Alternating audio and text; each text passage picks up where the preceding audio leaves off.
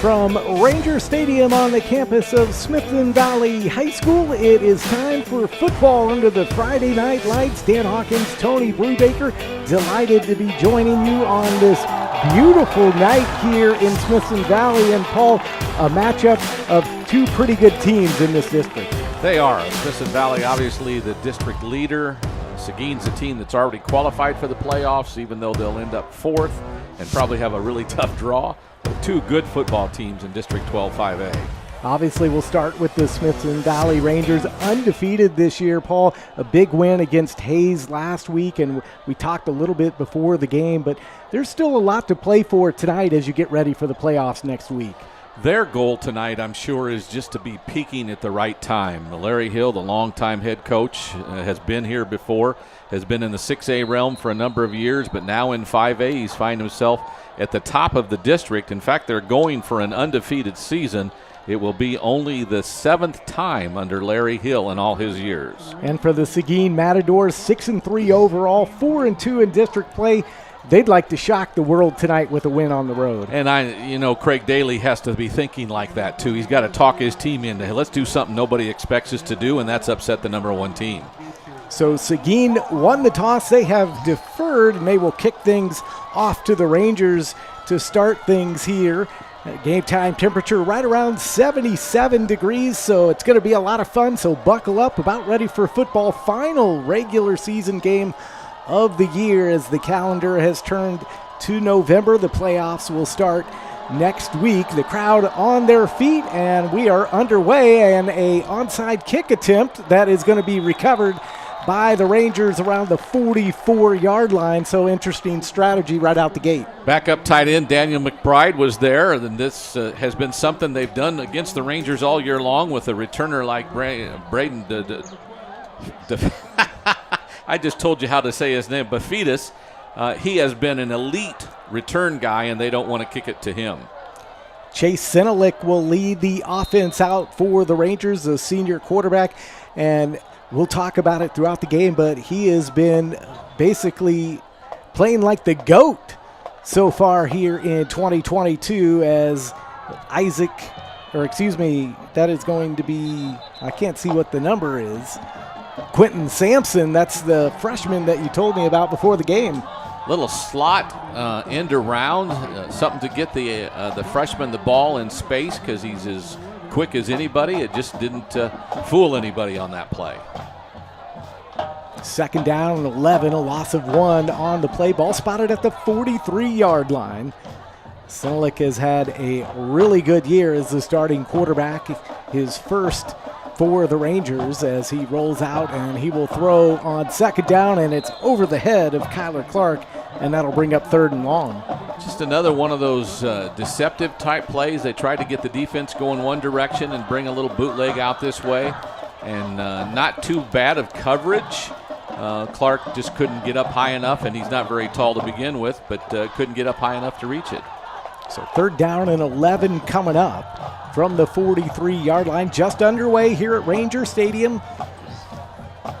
Undefeated Rangers trying to finish out a wonderful year in the regular season, and there's a completion close to a first down to TJ Hunt, the senior, and he's a big weapon for these Rangers, but it's going to be a 4th down and short. It is going to be. Well, I thought the headlinesman on this side wanted them to send the chains, and they do. They are moving it. So, but yes, Hunt's the bell cow of the receivers for sure. TJ Hunt, his 39th reception on the year. That leads this Rangers squad, and it's good enough for a first down with 10:46 left here in this opening quarter.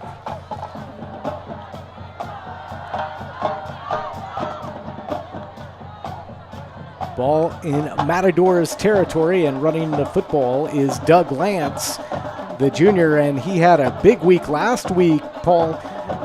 2 touchdowns, 88 yards. Just straight ahead running that time with good offensive line surge, get some good gain on first down, because you don't want too many 3rd down and 11s like they just had. Pick up a 4, it'll be 2nd down and 6.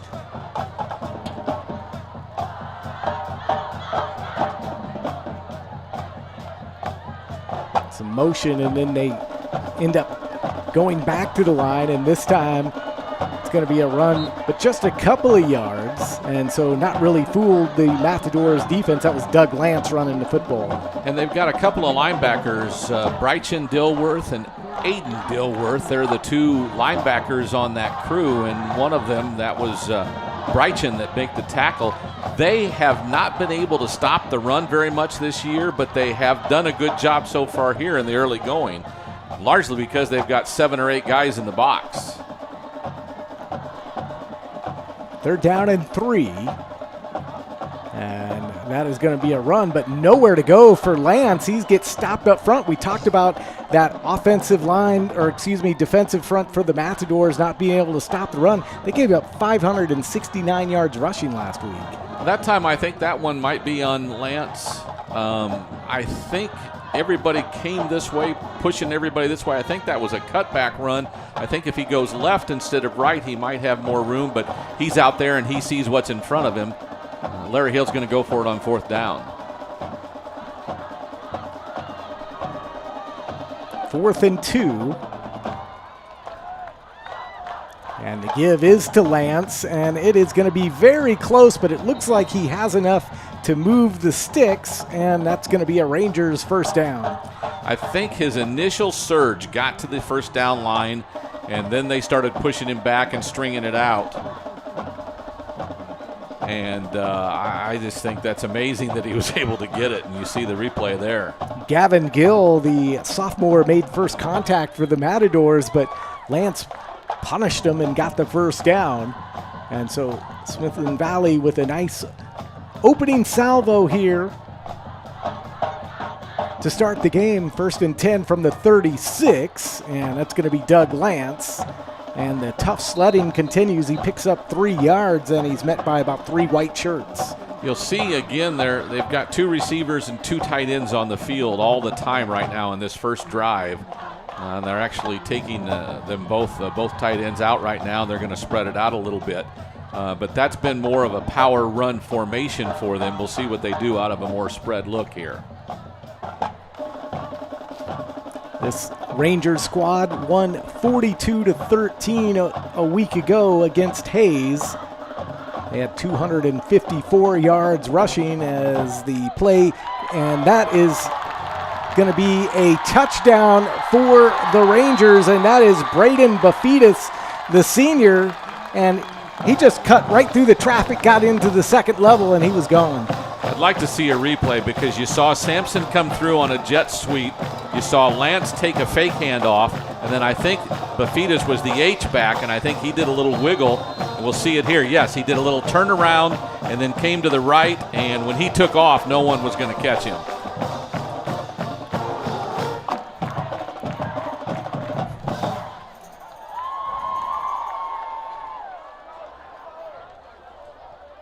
The extra point is up and good by Clayton Amaya, and just like that at the 7:28 mark, it is 7-0 in favor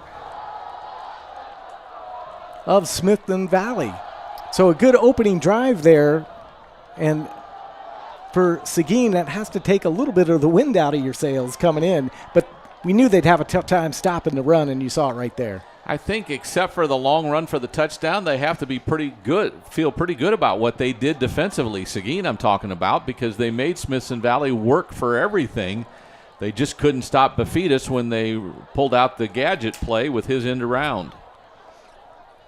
So we'll get our first look at the Matadors offensively, and they are led by a freshman at quarterback, Corey Daly. He's the coach's son, and a 6'1", listed at 145 pounds on the roster, but he's had a pretty good season so far, and so we look forward to seeing what he can do here on offense for a team that has done pretty well in district play, averaging 38.6 points a game. Without a doubt. Be interesting to see. Not a whole lot of wind here tonight. It looks like it's kind of going sideways, so we'll see if Amaya can get it to the end zone against what little wind there is. Devin Matthews and Landon Trost back deep for the Matadors, and they kick it towards Trost, but it's going to go out of bounds. And so the game's first flag flies here at the 7:28 mark. Our referee tonight is Robert Redding. Be interesting to see how Seguin comes out offensively. Illegal procedure. Free kick out of bounds on the kicking team. Seguin is elected to take the ball at the 30-yard line. First down. Hey, we have the referee's mic. We didn't know we would tonight. That always makes it a little easier. So after the penalty, it'll be first down and 10 for the Matadors at the 30-yard line. As Corey Daly out of the shotgun, and he's going to go to the air and finds Isaac Garcia, and that's a catch close to a first down, maybe a pickup of 7 actually, so call it second down and 3. Good quick. I think that they know that the Ranger defense likes to rush the passer. We have a lot of quarterback hits. We have a lot of sacks, and we have a lot of tackles for loss. So they're going to try to get the ball out of the freshman's hands quickly and get it to their playmakers. And they like to throw it to Garcia. That was his 29th catch on the season. Second down and 4 from the 36. Again to the air, incomplete, and he intended to throw to Isaac Garcia. And Garcia took a lick at the end of that play. You've got 3 receivers among 6 defenders. That was a tough fit. Even if he'd have got it closer to him, that would have been a tough catch. Corey Daly, the quarterback for the Matadors, 121 for 188 attempts on the year, 1,669 yards. That's good for 3rd in the district. And a conversion attempt on 3rd down coming, and it looks like we are going to have a timeout on the field. Seguin. So Seguin will take a timeout. It's interesting that kind of have to wonder what Craig Daly was thinking. You've got 3rd and 4, which you have so many different ways you can go in offense that way. You could try to run it. You can try to throw it. They look like they want to throw the ball tonight because that's been what they've done primarily. But maybe the Rangers showed them something defensively they hadn't seen on film, and that could be my only guess. Last week in their 69-42 loss to Wagner, they only rushed for 29 yards. They had 341 yards passing through the air, and so I'm sure the Rangers watched that on tape this week. No doubt about it. So the timeout on the field is over, and the Matadors will trot back out trying to convert this 3rd down. It's 3rd down and 4 from the 36. And they do try to run the football, and nowhere to go for John Jackson, the junior. And it's going to bring up a 4th down and an obvious punting situation here for Seguin. You saw Maynard get in there and get an ankle grab at the start, and then the rest of the defense followed him as their offensive line just couldn't keep him out. So a good stand here for the Rangers on their first defensive effort of the football game. And for Seguin, it could be a long night if that's your offensive output, as Landon Trost is out to kick it away.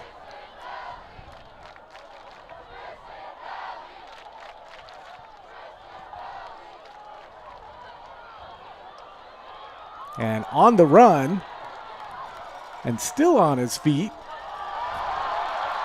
is David DeHoyas, and DeHoyas is going to be out of bounds, but that was a nice return, and he got a running start. He did. They kept it away from Bafidis, who we know is the best return guy in the district, and it has been Kyler Clark back there a lot, but today it was DeHoyas. During the return, block in the back on the return team, 10-yard penalty from the spot of the foul, be Smithson Valley.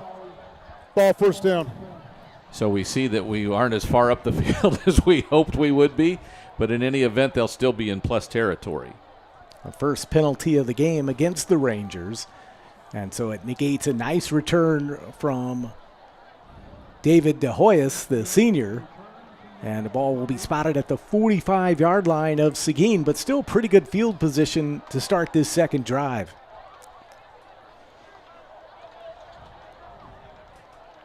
Our back judge was on the wrong side of the field, had to hurry back.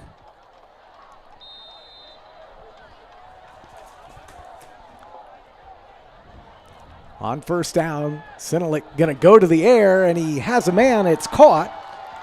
Kyler Clark, and that looks just far enough. 11-yard pickup and a first down for the Rangers. What a great route by Kyler Clark. He drove Ezekiel DeLeo way down the field, and at the 30, he just did a nice turnaround, 15-yard out, and Chase hit him on the numbers, or on the number, I should say, and that was a great pass and catch.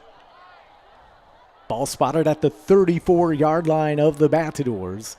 And Smithson Valley already up 7-zip as the ball going to go to Bafidis, and he's around on the left side, has running room, and he is down inside the 20 for another Rangers first down. Another use of Bafidis on the move. The defense wasn't ready for another sweep, and even though there were bodies out there, they were all blocked, so good blocking by the receivers and the tight ends. Got tackle made by Ian Moreno, the freshman, and we talked about it before the game, but when your free safety has 60-plus Holding. tackles, that's tough. Number 34, offense. 10-yard penalty from the previous spot. Replay first down. I'm going to call that holding on the tight end, so what looked to be good blocks to us initially just weren't so. So that'll push the ball almost to the spot where this drive started, near the 45-yard line. It'll be at the 44-yard line of the Matadors. 5:42 to go here, first quarter, 7-0 Rangers. Couple penalties on this drive have sidelined them. And a running play off the tackle there. That's going to be Brad Sowersby, the sophomore, running the football for the first time. Just a sophomore who's done a good job getting carries, and right now their defense seems to be feeling what we do running the ball, and they're running to the ball quickly. So a lot of offensive substitutions in and out of the game here in this first quarter for the Rangers. Sowersby stays in the game as the tailback. And going to there is Sinalik, and that is going to be incomplete. Had a man. Little out and up with the tight end, Birch, who lines up like a receiver on this play and thought they'd catch the defensive back sleeping, and he had him beat. He just overthrew him a bit. And he knows it, as you see the end of the highlight. Incomplete pass brings up third down and 16. Ball at the 40-yard line. Another third and long, something you don't want as any coach.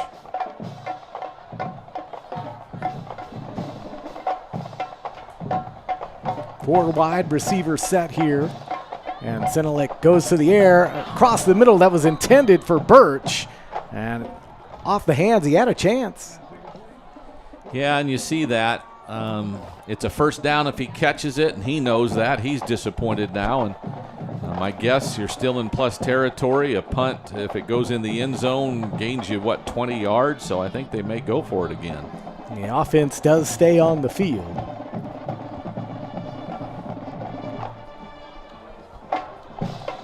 So we'll see what the coaching staff dials up here under Larry Hill, longtime head coach of the Rangers, as it's fourth down and 16 at the 40. And Sinalik goes to the air, has a man, it's caught.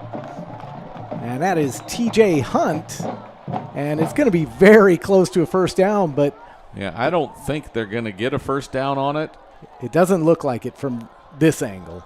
It was a spectacular catch by TJ, but his problem was when he came down, instead of going forward immediately, he tried to make a move, and the defense caught up to him. Still a nice pass and catch. So you needed 16 yards. You got 15 and a half. And that ball is going to be turned over on downs. It's really a big win for the Matadors defense. It is without a doubt, because now they've stopped the second drive of the night by Smithson Valley, and they've got possession again, just still down one score with, more than half of the first quarter gone. It's up to the defense to turn the ball back over. The Matadors didn't have a lot of success the first time they had the football, so we'll see what they do here on their second drive of the game. Devin Matthews in motion for Seguin, and Daly had to get rid of it in a hurry, and he does. It's Matthews, and he's going to get across the 30, make it the 31-yard line. That stop was made by Cade Spradling. Great job of stopping the play, but boy, did they put a lick on Daly as McLean Garrett got in there without being blocked and put him down on his backside. Yeah, a little bit slow to get up was Corey Daly. Second down and 4 from the 31-yard line. 3 wide receivers to the left side of the formation here.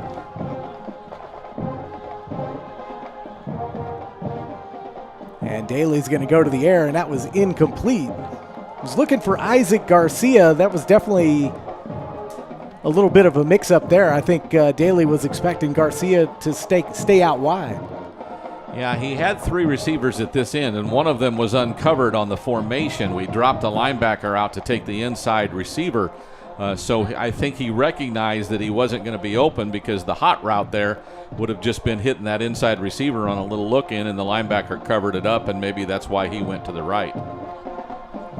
So far, the Matadors have stuck with the recipe that they used last week and throwing the football, and that one's incomplete, intended for Matthews, and Matthews would have got blown up almost immediately even if he did catch that ball. Yeah, it wouldn't have gone very far as they're trying to find some answers offensively, and right now the Rangers defense has just been too good. As you see, quarterback and coach talking it over there on the sidelines as the Matadors will have to punt here on 4th down and 4. My guess is that might be the head coach, Craig Daly, talking with his son, the quarterback. But in any event, it's another 3 and out. Wow, we almost got that one. And there's Bafidas fielding at the 45-yard line, has running room past the 40 down to the 34-yard line. So a nice return for Bafidas, and now you know why they don't want to kick to him. He is as dangerous as there is. And just when I talk about the Rangers, he is an elite playmaker for this program who does a little bit of everything very well. Bafidas has scored the only touchdown of the game. That was on the Rangers' first drive on a really nice run. And the Rangers lead 7-0 here, 3:13 mark of this first quarter. And Senelik goes to the air and has a man, and still on his feet is Quentin Sampson. I didn't turn my sheet over, but that was Quentin Sampson for the touchdown, and he's making a name for himself. Well, it's not too many times you have a one-play drive, but that's what that was. 33-yard touchdown for Quentin Sampson. That's his second touchdown of the year. And Smithson Valley an extra point away from being up 14 here at the 3:04 mark, and the extra point is good. And so a 14-point lead here for the Rangers, and that was an impressive catch and run by Sampson. Yeah, he's a freshman and he makes plays, and they can't get him down initially, and his speed is beyond anything else, and that's how he gets into the end zone. 14-0 Rangers. We'll go ahead and take a timeout. Back on the Rangers Sports Network.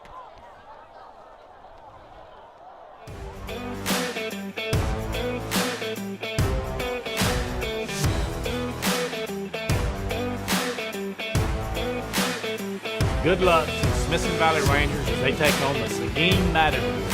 Sage Capital Bank is always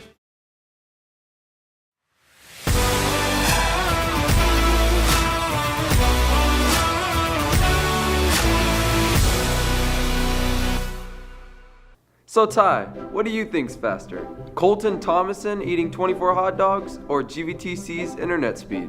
I don't know. That one's going to be close. Ready, set, go. And done.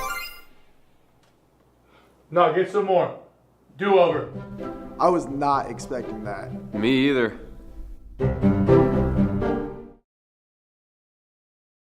Valley up 14-0 as we get the kickoff, and the Seguin Matadors trying to get going offensively, but they've run into a couple of hot players in Brandon Bafidis, and now we see on that last drive a touchdown reception by Quentin Sampson. And the freshman's just showing why he belongs on the field. Free kick out of bounds. I just Number 13 noticed the of the flags kicking have team. picked up, and they're Seguin is going elected to from take the ball at the 30 our yard side of the line. field to the other First side of the down. field, and twice Amaya's kicked it out to the far side of the field, and it's largely because of the wind that now looks like it's, well, the flags are almost straight out, so it's probably over 20 miles an hour going that direction.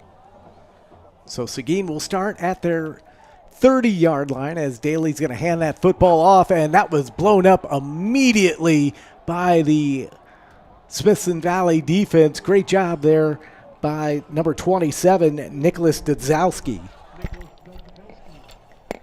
Without a doubt, this defense is built on making plays. And in first down, if you can take them for a 4-yard loss, you'll do that any day of the week.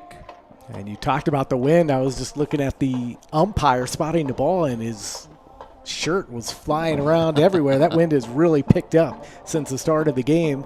It's 2nd down and 14, a loss of 4 as Daly goes the air. That's caught. Isaac Garcia, he's got some running room, and he's out to the 35-yard line, a pickup of 9.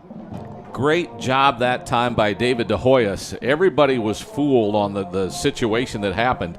He was pulled over too far to the near side, but he had the speed to catch Garcia pulling away from him, and if not for that shoestring tackle, that ball might have gone the distance. Brings up a 3rd down and 4. The Matadors have yet to convert on 3rd down here in this early going. 1:51 and counting first quarter. Out of the shotgun, Daly, and he's going to go to the air, and that's caught again, Garcia, and that is going to be good enough for a Matadors first down, their first of the game. They have finally found something that works, and that's Garcia. We're giving him some cushion because we know he's an elite athlete, and they've just played catch twice now to him, one time on a screen, this time on a little out route, and you're right, they got their first down. 4 catches last week for Garcia. He's had a couple here on this drive. It's 1st and 10 from the 43-yard line.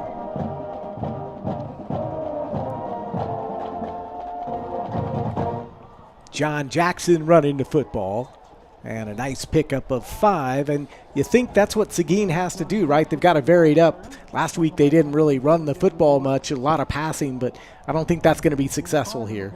They're not going to be able to pass the ball against the Rangers for a lot of yards, but John Jackson's a running back who seems to have had a lot of success this year.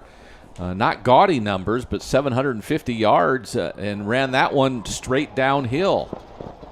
Looks like he has some talent. Jackson averaging 6.1 yards per carry.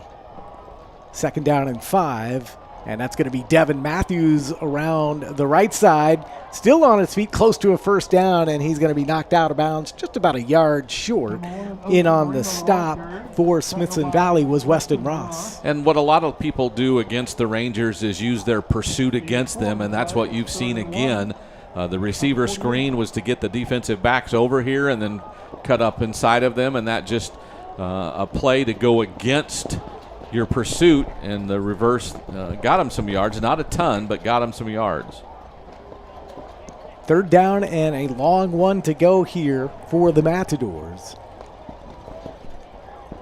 Daly goes to the air, and that is caught. That's good for a first down and more. Garcia with his 3rd catch on the drive, and the Matadors have something going. They do. They're moving the ball efficiently with some chain. You know, they're not doing one thing. Garcia is the bell cow of this passing game without a doubt, and I think he's the only guy that Daly feels comfortable throwing to.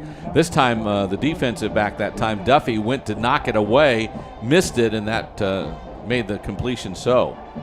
First time tonight that the Matadors have been in Rangers territory. 1st and 10 from the 39-yard line. And that ball is caught by Matthews, still on his feet. And finally, you hear a whistle, and that was Weston Ross in on stop.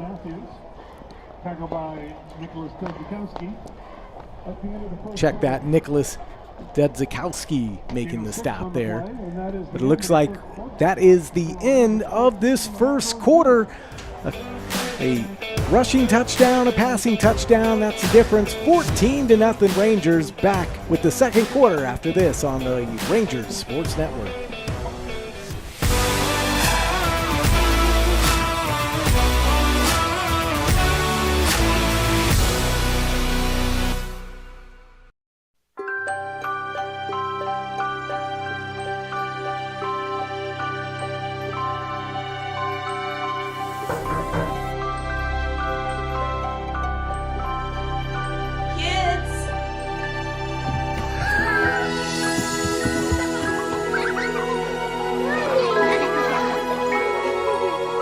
Thanks to your generosity, Marines have delivered Christmas to children in need since 1947.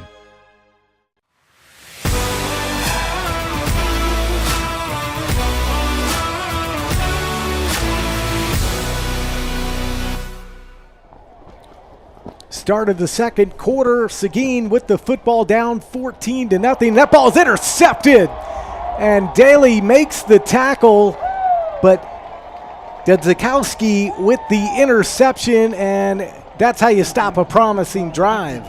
My goodness, what a play. His first interception of the year for the junior linebacker, and boy, is he getting some attaboys. That was a very athletic play. Let's watch it again.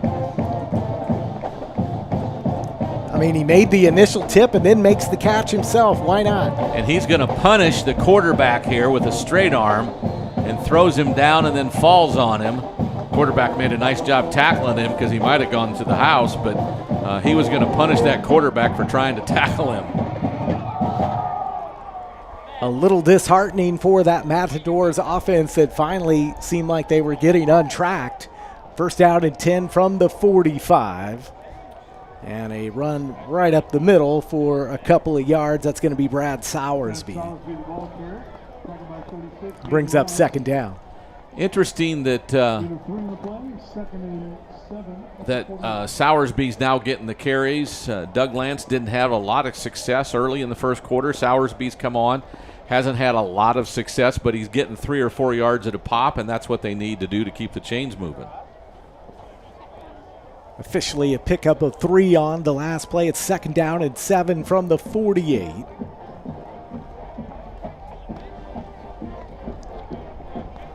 This time Senelec will go to the air for TJ Hunt, and he's down around the 45-yard line, so in Matadors territory, and it looks like that should be enough to move the chains for a first down. It was a nice pass by Senelec. He had to throw it a good distance to get it there. TJ went up and made a great catch. They are really trying to punish our receivers when we catch the ball, though. That time the cornerback came up and made a nice play on it, and then the safety came over to put another hit on him. TJ with 9 catches last week for 125 yards and a touchdown. As Senelec on first down will hand the football off to Sowersby, and they'll pick up a couple of yards down to the 43-yard line. Interesting that you set up the run by passing a lot, or you set up the pass by running a lot. With the plethora of passes we've made in the early going, they're trying to get the running game going, and they just haven't been able to. Pickup of 1 on the last run by Sowersby. It'll be second down and 9 from the 43-yard line.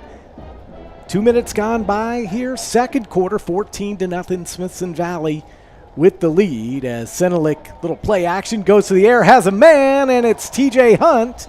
And that ball is Did they rule it a completion? Indeed they do. That was a big-time gain for Smithson Valley down to the 9-yard line. Again, one of the things this offense is doing is trying to be deceptive.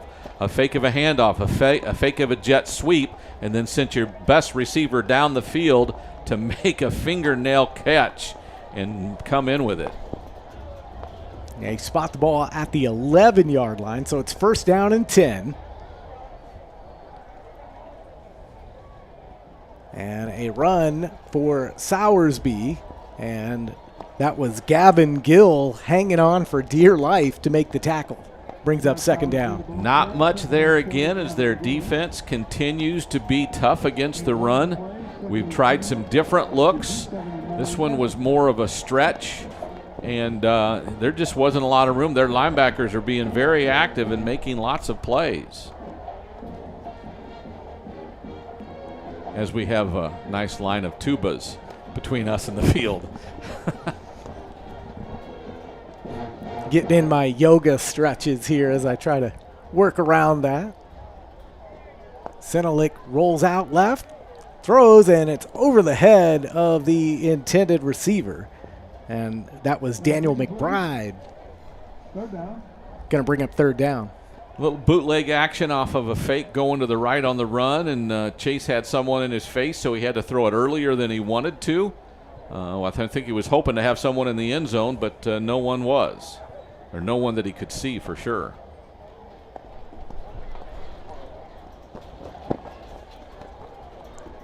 The Rangers can get a first down if they get down to the 1-yard line. It's third down and 9.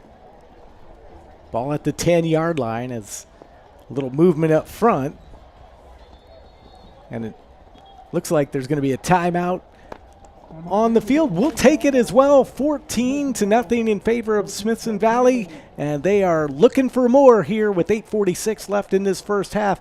We'll be back right after this on the Rangers Sports Network.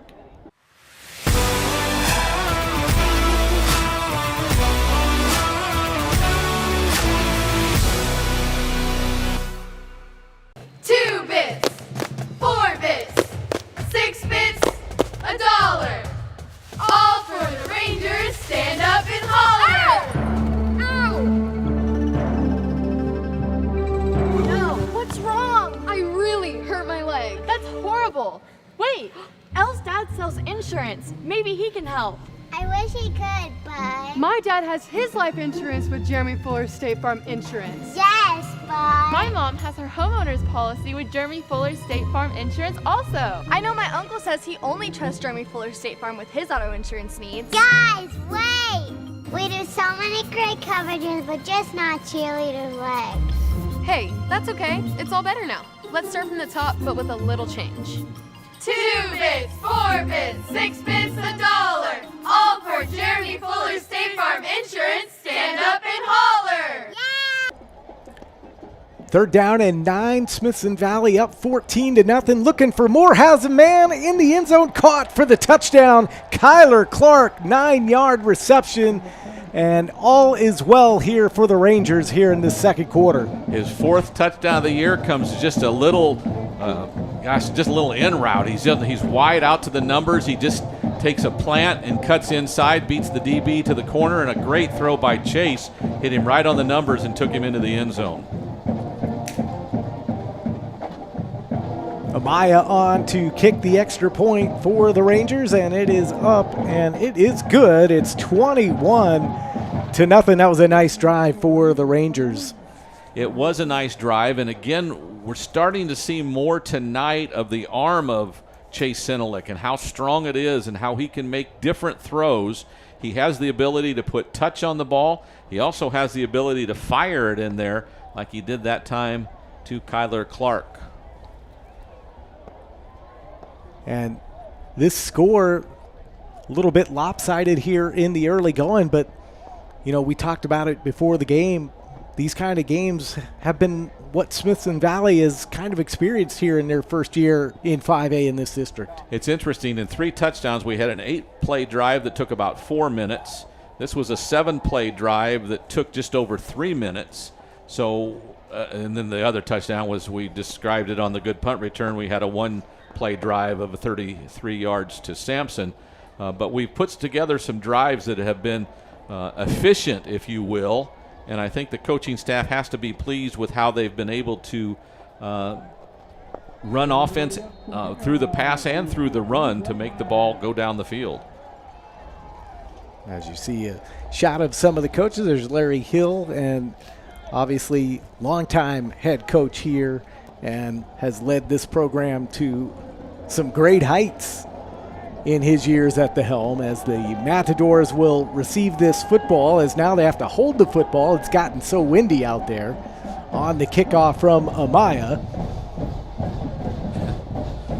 And Landon Trost will pick it up around his 16-yard line and still has a little bit of running room, and he's out past the 35-yard line, and so a nice return, and the Matadors will set up, and they really need to get it going here because they had a nice drive, and then the interception really stalled them out on what looked very promising. And their first drive that they had a first down on, that they ended up throwing the interception. Just again a point, Smithson Valley, this is the 30th season of Larry Hill, and again only the 7th time they've been unable to go undefeated in a district campaign, and this would be a good one for Larry Hill and the Rangers.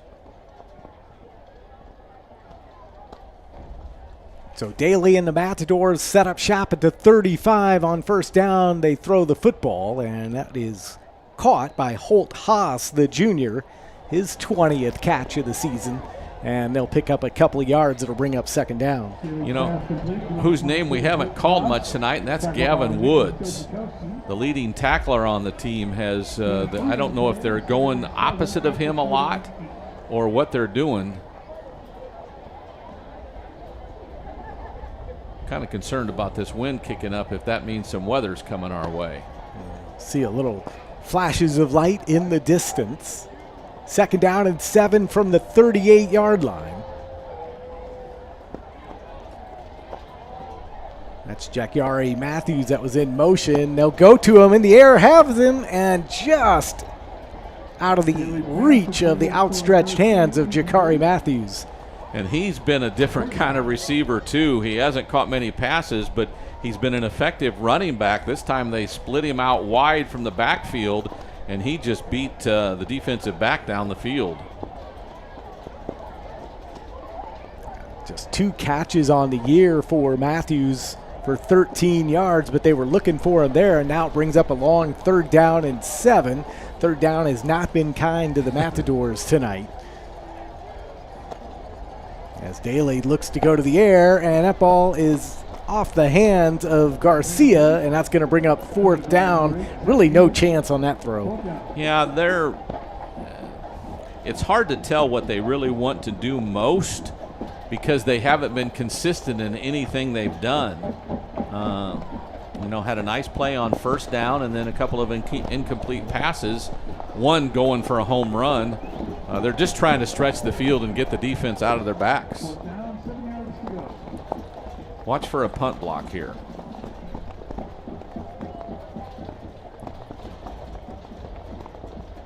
On 4th down, the Matadors get the kick away, and that's Bafidis around the 22. Has some running room. He's out to the 40, cuts back, and he is brought down around the 45-yard line. In on the stop for the Matadors was Aiden Dilworth. And so Chase Sinelick and the offense will come back out trying to add to this 21-point lead.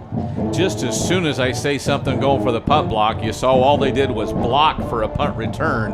In fact, peeled 2 guys back to set blocks. Their pursuit on kick coverage has been really good, except for when they punt it short and we run up and catch it. That time that was a better deal of punt coverage by them, but good field percentage. This drive will start on the Matadors' 46-yard line. Great field position and a run up the middle by Doug Lance. It's going to pick up 9 yards and it'll bring up 2nd and short. First time we've really had a run up the middle that had an opening enough for them to get through. As we move into their territory, we go from our 46 to their 46. Kind of interesting how that works over midfield, but Doug Lance has got to be the guy we've got to get loose and got to get warmed up. Doug Lance last week, 12 rushes, 88 yards, a couple of touchdowns, and a nice 9-yard run right there. Second and officially 2 from the 46. And it'll be Lance again, this time off the left side, and he's going to pick up close to 4 yards and call it a Rangers first down. Good job of seeing what was available. We kind of bounced it outside after the blocks, and he's one of those runners that punishes the defensive back as much as they hit him. As that time he put a lick on a defensive back that time. That was DeLeo, the sophomore corner for Seguin. 19th tackle of the year for him. First down and 10 from the 42-yard line. And Senelik will flip it up to Bafidis, and he's around the right side, has running room, a nice block out in front of him by Lance, and it looks like he picked up a first down. That was a great block up front. And everybody knows that's a pass play, and a nice 14-yard pass play as Bafidis. That's how we get him the ball in space, as you see the replay. Just a little flip forward. It is a pass, and nobody catches him until he's into the secondary, and that's the safety Moreno that pulled him down.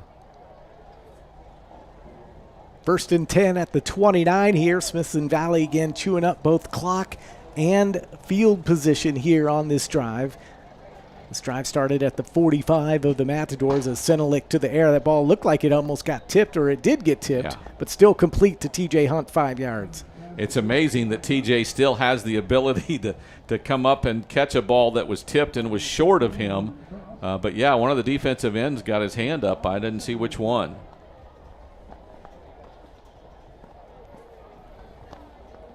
Ball now at the 24-yard line. And sort of like the pace, no real rush for the Rangers here.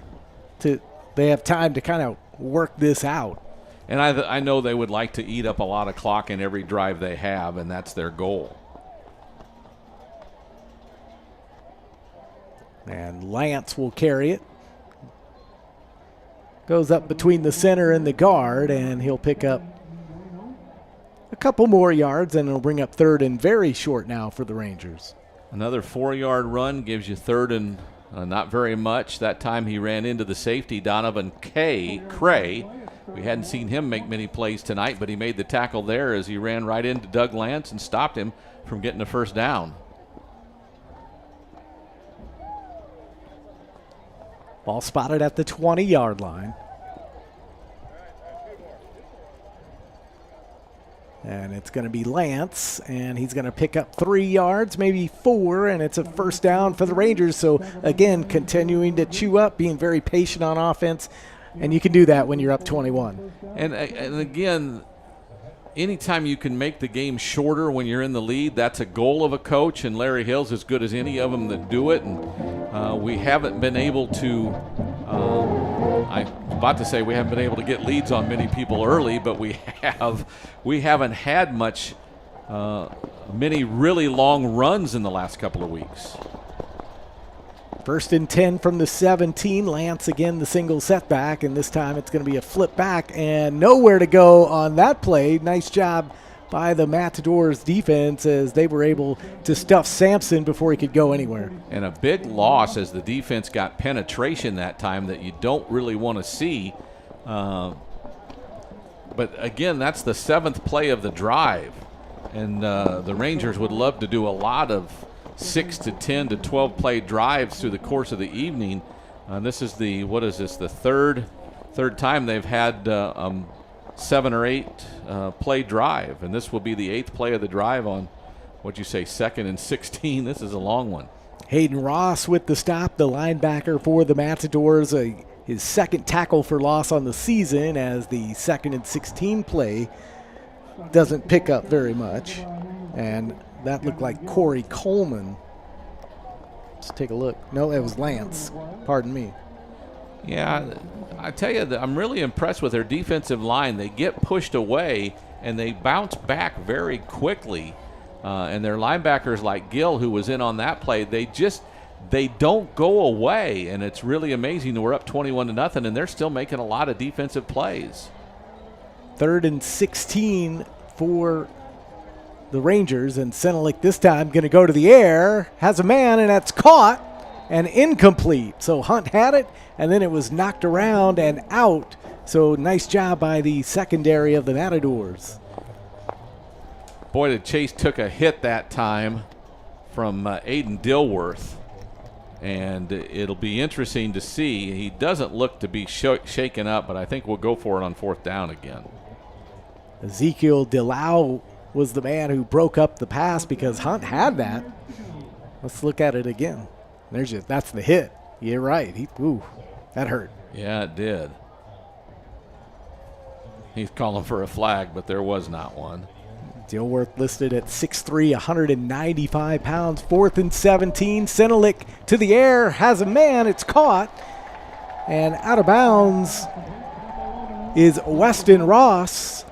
And that looks like it's going to move the sticks. It's a 1st and goal. What a play. Weston, the safety that I told you has been playing really well defensively, and he'll go out and catch some passes. That time he just played basketball and boxed out the defensive back and waited for the ball to get there. A good throw and a great catch. And the highs and lows of playing in the secondary, that was Ezekiel Delau, just made the great play on Hunt. Got burned there. So 1st and goal from the 6 for the Rangers. They lead 21-0, trying to get some more. And that is going to be a run for a touchdown by Kyler Clark.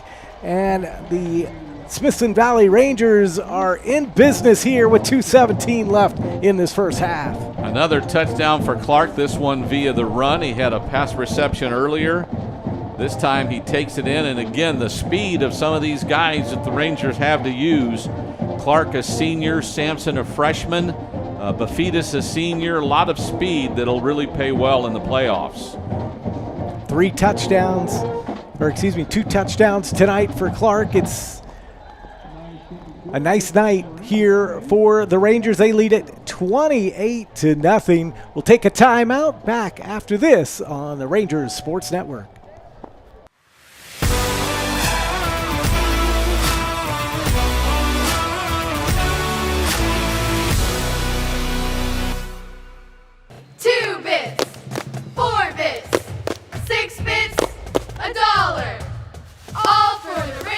Stand up and holler! No, what's wrong? I really hurt my leg. That's horrible. Wait, Elle's dad sells insurance. Maybe he can help. I wish he could, but... My dad has his life insurance with Jeremy Fuller State Farm Insurance. Yes, but... My mom has her homeowner's policy with Jeremy Fuller State Farm Insurance also. I know my uncle says he only trusts Jeremy Fuller State Farm with his auto insurance needs. Guys, wait! We do so many great coverages, but just not cheerleader legs. Hey, that's okay. It's all better now. Let's start from the top, but with a little change. 2 bits, 4 bits, 6 bits, $1. All for Jeremy Fuller State Farm Insurance. Stand up and holler! Yay!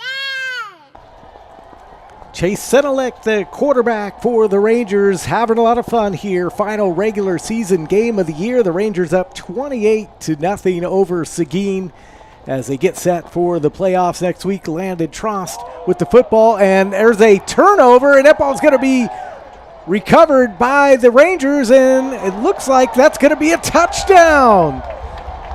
Disaster for Seguin on special teams. And you see a lot of starters on kickoff coverage. That's Jackson Maynard, Maynard, a defensive tackle who ends up at the right spot at the right time as they tried the reverse pitch this time to give it to that's Matthews, and he gets the ball knocked away. Touchdown. That was Thomas Elliott who knocked it away, and then Maynard ended up with the ball into the end zone. But there's De Hoyos, and Sowersby's in there. A lot of starters are mixed in with our kick coverage guys.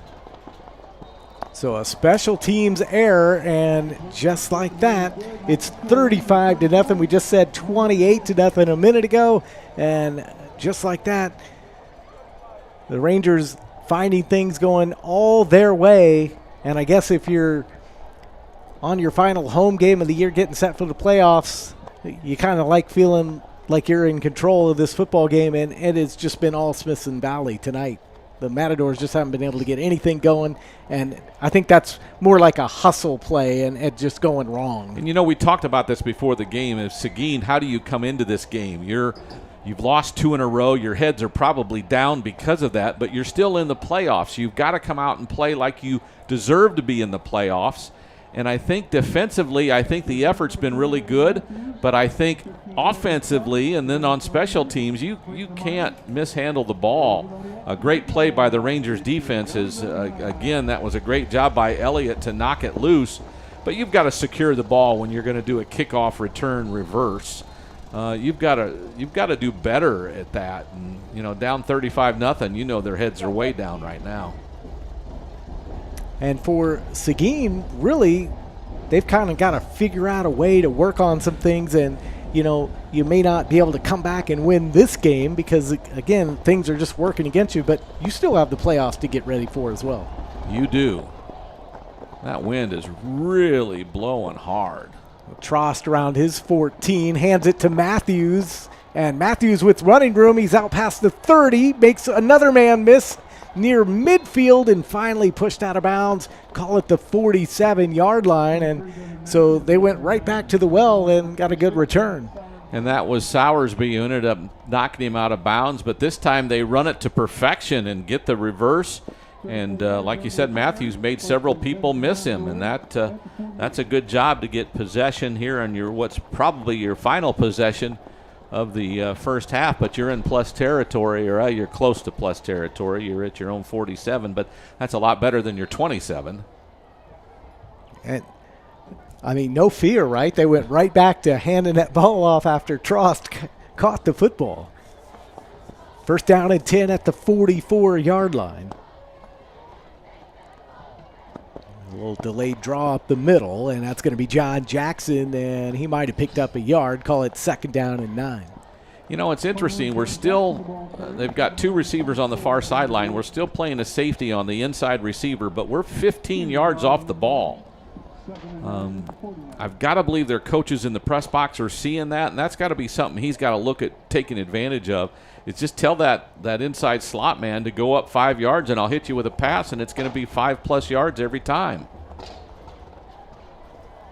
Ball at the 49-yard line. This time Daly under center with the pitch, and that's going to be Jackson. Tries to go around the left side, and he'll pick up about 3 to 4 yards, and will bring up 3rd and about 5. So the Matadors being patient even with the time spinning down to around 1 minute left here in the quarter. And that's the second time we've seen him run the ball going downhill. He made a nice move at the beginning, got out to the edge, made another man miss him, and then fell forward. He looks like he has some ability, and they're really not putting him to use very much. David. Now they're just trying to see the quarter end, or the first half end, it looked like, because they're taking a lot of time in the huddle. My guess is they're going to take a timeout here. David DeHoyas with the stop for the Rangers. And the clock continuing to roll here. And a timeout is on the field. We'll take it as well. 35-0 in favor of the Rangers. Back with the final seconds of this first half on the Rangers Network.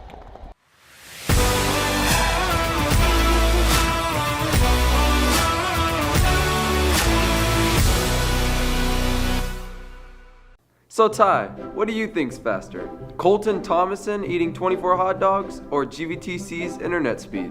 I don't know. That one's going to be close. Ready, set, go.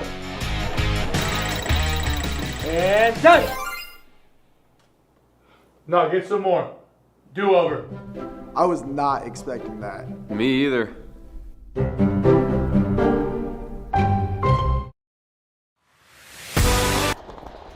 35 seconds remaining here in this first half. It has been all Smithson Valley in this final game of the regular season. The Matadors with the football. They're inside Rangers territory at the 47-yard line, 34 seconds and counting, and running the football up the middle.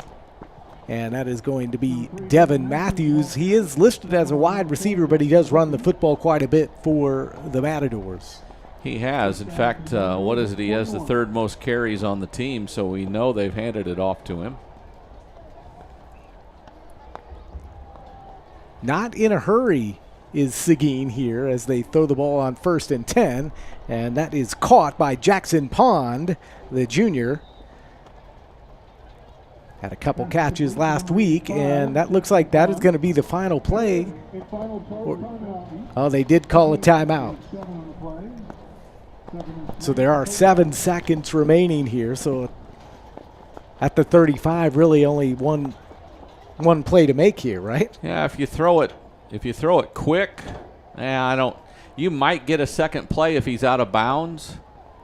That would be their final timeout they've called, so they don't have the ability to throw it anywhere in the middle of the field and go down and get a timeout. But maybe one shot to the end zone. This has been a surprising drive in every which way. They let 40 seconds or 35 seconds go off the clock before the first timeout. Then they have some success. Now, then they kind of hurried, and within 10 or 12 seconds got another play going, and then they call a timeout. I think it's fair to say we didn't expect this kind of football game in this first half, but Smithson Valley's done a lot of great things, and they've had a little bit of luck, and the Matadors have had the reverse. They have had some tough times on 3rd down. They made a special teams gaffe. They had an interception on a great play. And so here we go from the 35. That ball is caught, and out of bounds is Ocean Moreno, his first catch of the football game. And there's 1 second left on the clock down to the 22-yard line. Interesting that they did try to get a second play, and now I don't know if Daly can't, or they're going to try to kick it. Oh, my goodness.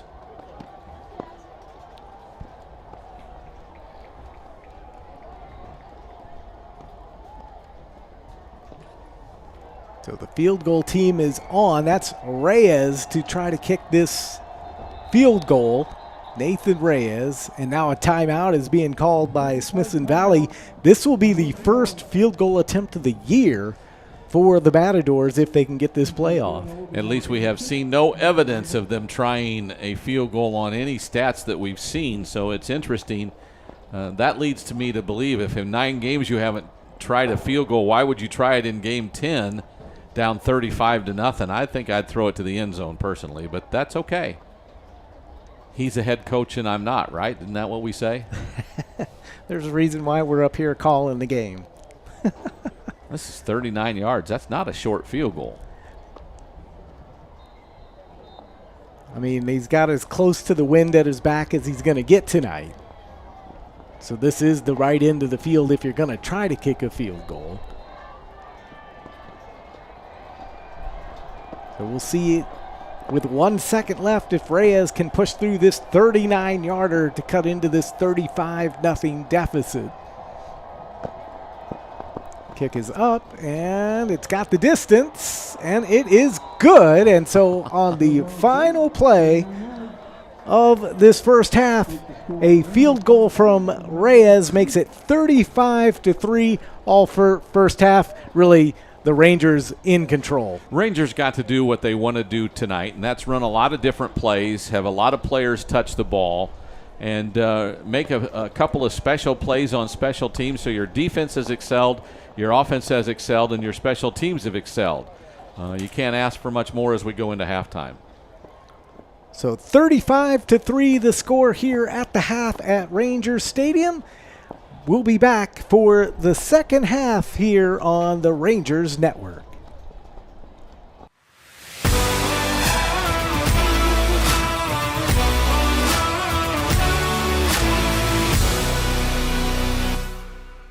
Imagine a new technology in teeth whitening that is able to get better results than ever before that is specific to your teeth whitening goals.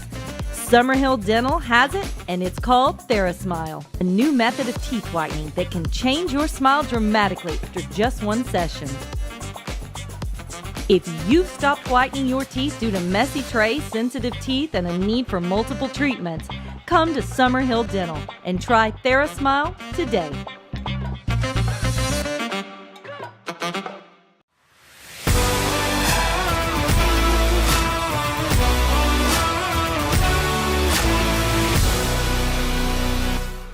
We're here to celebrate Colton and TJ and Gavin and David for their accomplishments on and off the field. Before we get started, I'd like to thank their parents for all that they do for them, the early mornings, the late evenings, driving them to camps and combines, and everything that you've done for them throughout their lives and will continue to do as they move forward into the next chapter of their careers. But just watching these four play seems like forever. I was just talking about how it seems like David's been in high school for 6 years instead of 4. But nonetheless, when you think Ranger football, you think success, you think of just the culture, and annually they're playing for championships and the goal of being a state champion. And, it's because of their leadership and their coaching staff, and that's why they're successful, and for individuals like them. So thank you again for being here. I'd like to introduce David Castro from San Antonio Sports.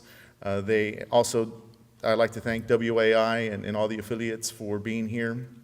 And so at this time, I'd like to bring up David Castro from SA Sports.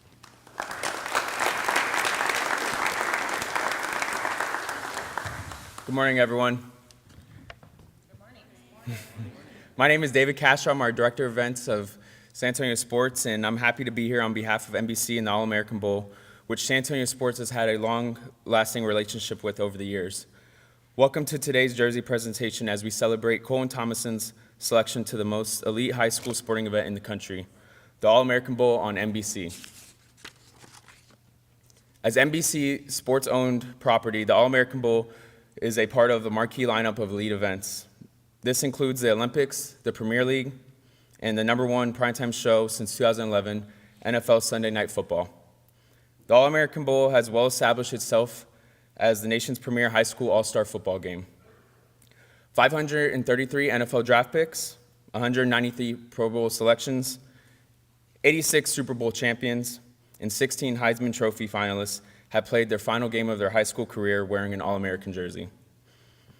NFL stars such as Trevor Lawrence, Jalen Ramsey, Ezekiel Elliott, and college standouts Bryce Young and CJ Stroud all kicked off their playing careers on this stage. Each year, more than 20,000 people watch from the stands inside the Alamodome right here in San Antonio, and millions tune in live on the broadcasts on NBC and Peacock, making the All-American Bowl the highest-rated all-star high school sporting event on television. For many, playing in the All-American Bowl is the first step to becoming a household name.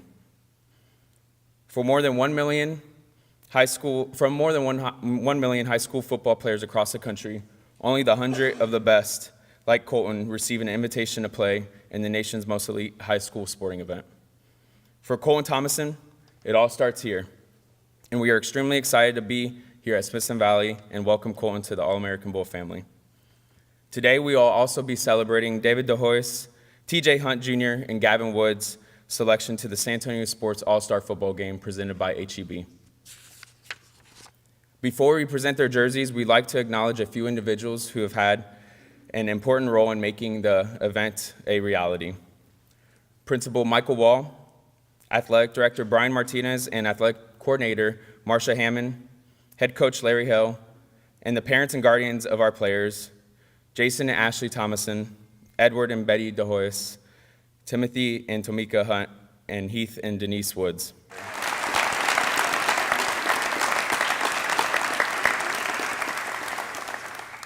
None of this would be possible without the leadership of Coach Larry Hill, who has led the program since 1993 and was the head coach for the East team in our 2018 game.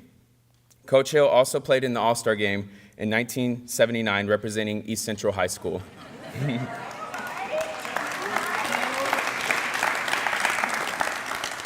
Congratulations on your terrific season as you all finish the season tomorrow night against Seguin. We wish you and your team the best of luck as you all prepare for the postseason and a run towards the UIL state championship.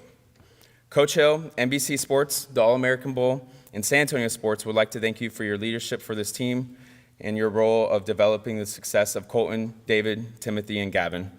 Everyone, please welcome Coach Hill.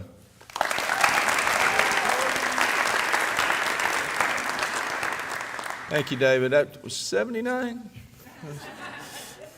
Could have left that part out. But I know what a thrill it was for me to get to play in the game. It was the first ever, the UIL had just changed the rules to allow such games, and to be selected and play and interact with those guys for a week, guys you didn't know, maybe played against, or maybe you didn't know at all, never played against, still has some relationships from that 1 week of playing that lasts till this day. So I know our guys are going to get an opportunity to do that, and we're thrilled for them. We're also thrilled for their teammates. Without the role and the support of their teammates playing alongside of them, and these guys playing alongside of you, that district championship that he just mentioned and those goals that are still out ahead of us wouldn't be possible. And accolades tend to come when teams win. And you say, well, you got to have talent to win, and you got to win to have accolades. I don't know, how all that works, but it is a tribute to the guys that play with them, and but we're proud of you. And not only these 4 young men, excellent choices to play in these games, but they're great young men too. And Andrew Sendejo, who just recently retired from the NFL, played here. He a little phrase that bounces around the league he always used to say when he comes by is, Coach Hill, NFL stands, but not for long.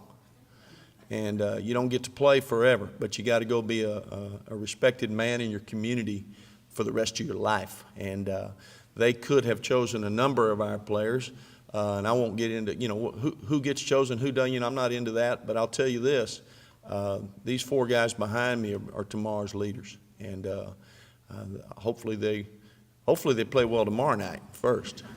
Okay, then we'll worry about some all-star game in January later, but.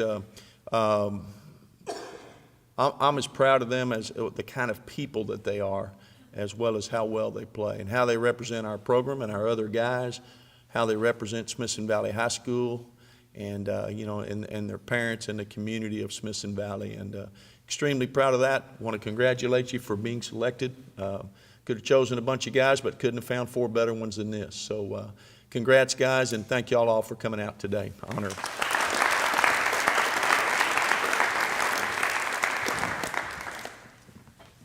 Thank you, Coach. Well said. At this time, San Antonio Sports would like to congratulate our 3 All-Stars being selected to the San Antonio Sports All-Star Football Game presented by HEB. Gentlemen, stand up and let's give them a round of applause.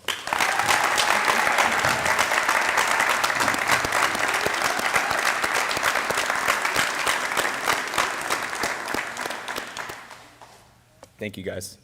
In addition to those 3 gentlemen being selected to our game, we also have one of the best to receive the opportunity to play in the All-American Bowl.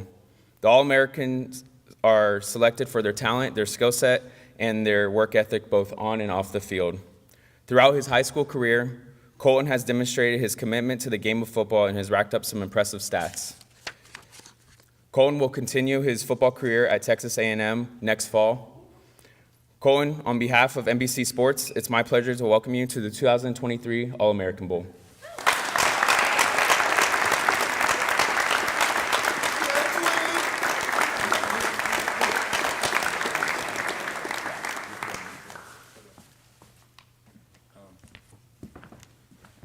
Thank you. And I want to start off by thanking God and the opportunity He's blessed me with. I want to thank my parents, my mom, Ashley, and my dad, Jason. Without them being able to take me around the country and help devote lots of blood, sweat, and tears and hours into the craft that I love, I don't think I'd be here today. I want to thank Smithson Valley, Mr. Wall, and the best community around. Thank you all for coming out and supporting me and supporting the Rangers and everything we do. I want to thank my teammates. They say in the Bible, Proverbs 27:17, iron sharpens iron, such as one man sharpens another. We have the best defense in the state, and being able to go against them every week has truly helped me become a better player and a better teammate. I'd like to thank our coaches. We can't have a good defense without a good scheme, and we can't have a great offense without a good scheme. So they have definitely put in the best scheme for us to be the best team that we can be and go clinch district and eventually go win us a state championship. And I'd like to thank the All-American Selection Committee. It was always a dream of mine to become an All-American. So now getting to finish my high school career in the best stadium in the world with the best community in the world, it means everything to me. Thank y'all.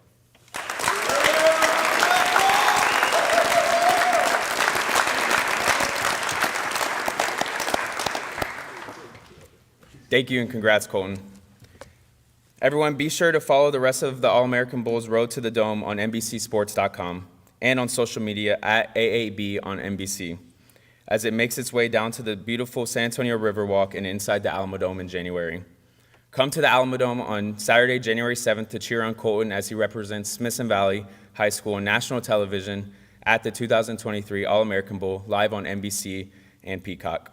And also, David, TJ, and Gavin as they represent the Rangers in the San Antonio Sports All-Star Football Game live on CW35. Tickets are now on sale at the Alamodome box office and on Ticketmaster. It's one ticket for 2 games and a lot of great football. We hope to see you all there. Rangers, one more time, please help us congratulate your All-Stars, David, Timothy, and Gavin, and All-American Colton Thomason.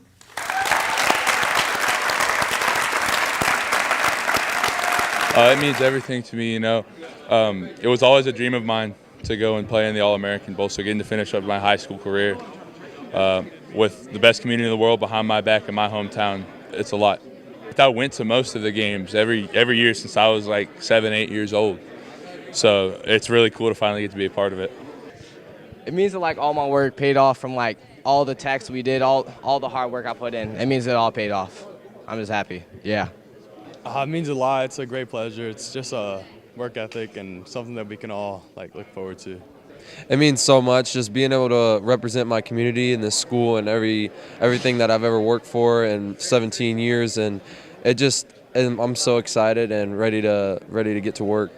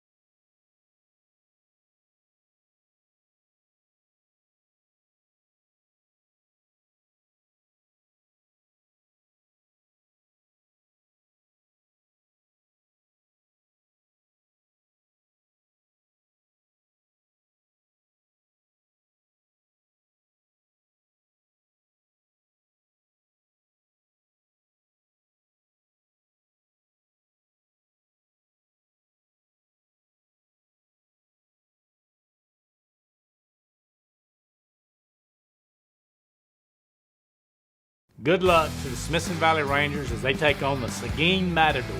Sage Capital Bank is always proud to back the Rangers. Go Rangers! Good luck to the Smithson Valley Rangers as they take. Fisher's Neighborhood Market is the only stop you need before and after game time. Get everything you need, plus a whole lot of things, well, you just want.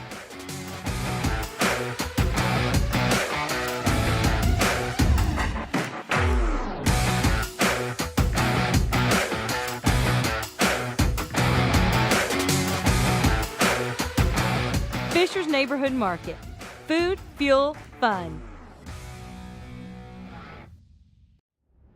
Fisher's Neighborhood Market is the only stop you need before and after game time.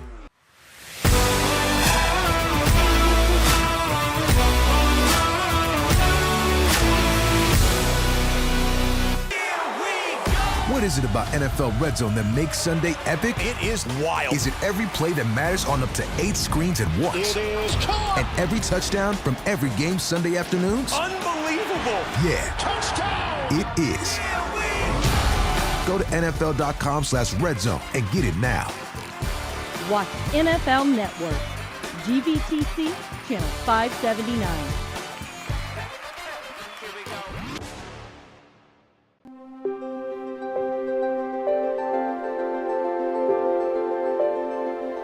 Hello, I'm John Chapman, the new superintendent of Kamal ISD.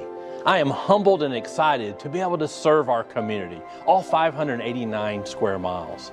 Over the course of the next 90 days, I'm going to be listening to our constituents, listening to small group and individuals to learn the great things that CISD has to offer. Together, it takes a village to raise a child, and I look forward to working with you in the foreseeable future. Thank you for who you are, what you represent, and how we can work together as a team.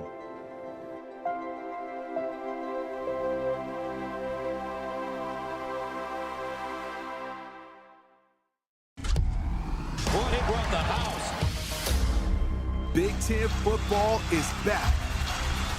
Listen to this crowd. Don't miss a moment. It's gonna be wild. Let's go! How about this? What a game! Are you kidding me? Feel what you've been missing.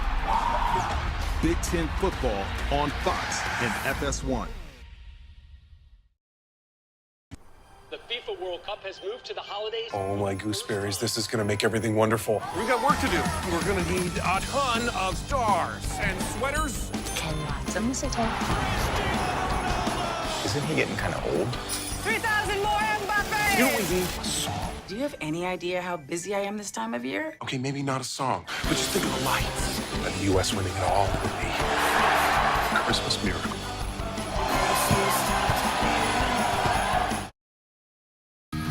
Holiday Baking Championship Yum, yum, yum, yum. is mixing up sweet sounds. Can I hear some jingle bells? Jingle bells. With the sweetest competition So good. of the season. You made me like cranberry. Are you feeling okay? All new Holiday Baking Championship. Monday night at 8 on Food Network. Watch Food Network. GVTC, Channel 563.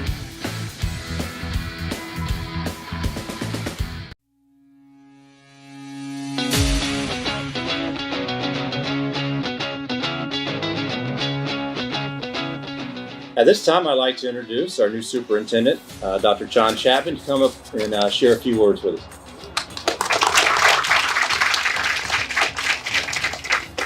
Well, good morning. This is a great opportunity. This marks a special occasion and a huge milestone for CISD. You know, we're a fast-growing district, as Mr. York had stated. You know, one of the pieces that we're seeing a lot of right now is the growth in our district. As you can tell, one of our biggest growth areas right now is 281. And so the corridor and the growth that is expecting here, this is much needed in our district today. We are the second fastest growing county in the nation. The second fastest growing county in the nation. And we are, when we look at our housing closings, we are number 2 in San Antonio as we speak. We looked at our demographer and we were looking at some of the growth and what's going to be expecting over the course of the next few years. And in 5 years, Kamal ISD is expecting to have 35,000 students. 35,000 students in the next 5 years. So this is a great opportunity for us to celebrate this building and how we're going to continue to grow and improve each and every day. As we move forward, we need to continue to think about how we can support the community that we're in now and in our foreseeable future with the future bonds that are going to be coming forth. And I just want to thank each and every one of you. Thank you for the support that you've provided, and look forward to groundbreaking ribbon cutting in August of 2024. Thank you.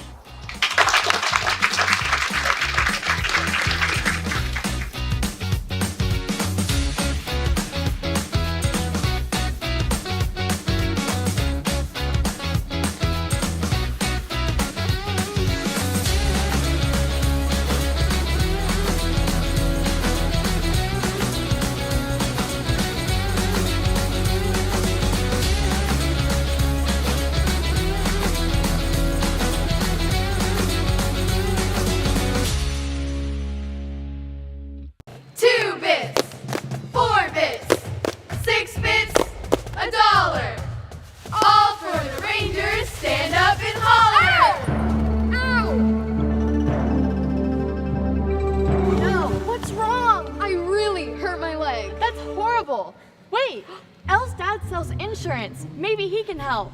I wish he could, but... My dad has his life insurance with Jeremy Fuller State Farm Insurance. Yes, but... My mom has her homeowner's policy with Jeremy Fuller State Farm Insurance also. I know my uncle says he only trusts Jeremy Fuller State Farm with his auto insurance needs. Guys, wait! We do so many great coverages, but just not cheerleader legs. Hey, that's okay. It's all better now. Let's start from the top, but with a little change. 2 bits, 4 bits, 6 bits, $1. All for Jeremy Fuller State Farm Insurance. Stand up and holler! Walker Zimmerman is proud to be wearing the stars and stripes in Qatar. It's always a special feeling each and every time I put on the national team jersey. I know that I'm representing so much more than myself, my family, my community, but my entire country, and that's something I'm extremely proud of. Walker is ready to prove he has what it takes to compete on the world stage. I'm extremely excited to play in a World Cup. It's something that I've certainly been dreaming of my entire life. I'm excited for it, I'm ready for it, and I can't wait to show the rest of the world what a competitor I am.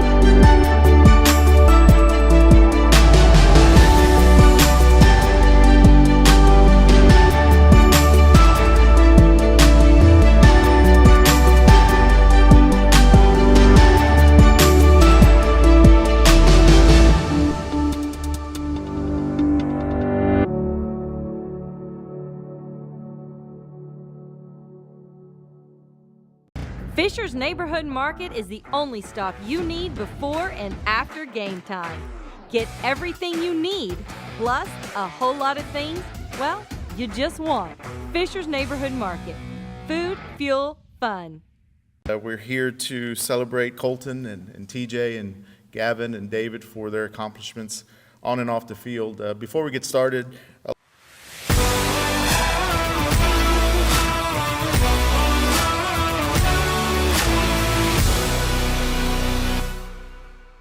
So Ty, what do you think's faster? Colton Thomason eating 24 hot dogs or GVTC's internet speed? I don't know. That one's gonna be close. Ready, set, go. And done. No, get some more. Do over. I was not expecting that. Me either.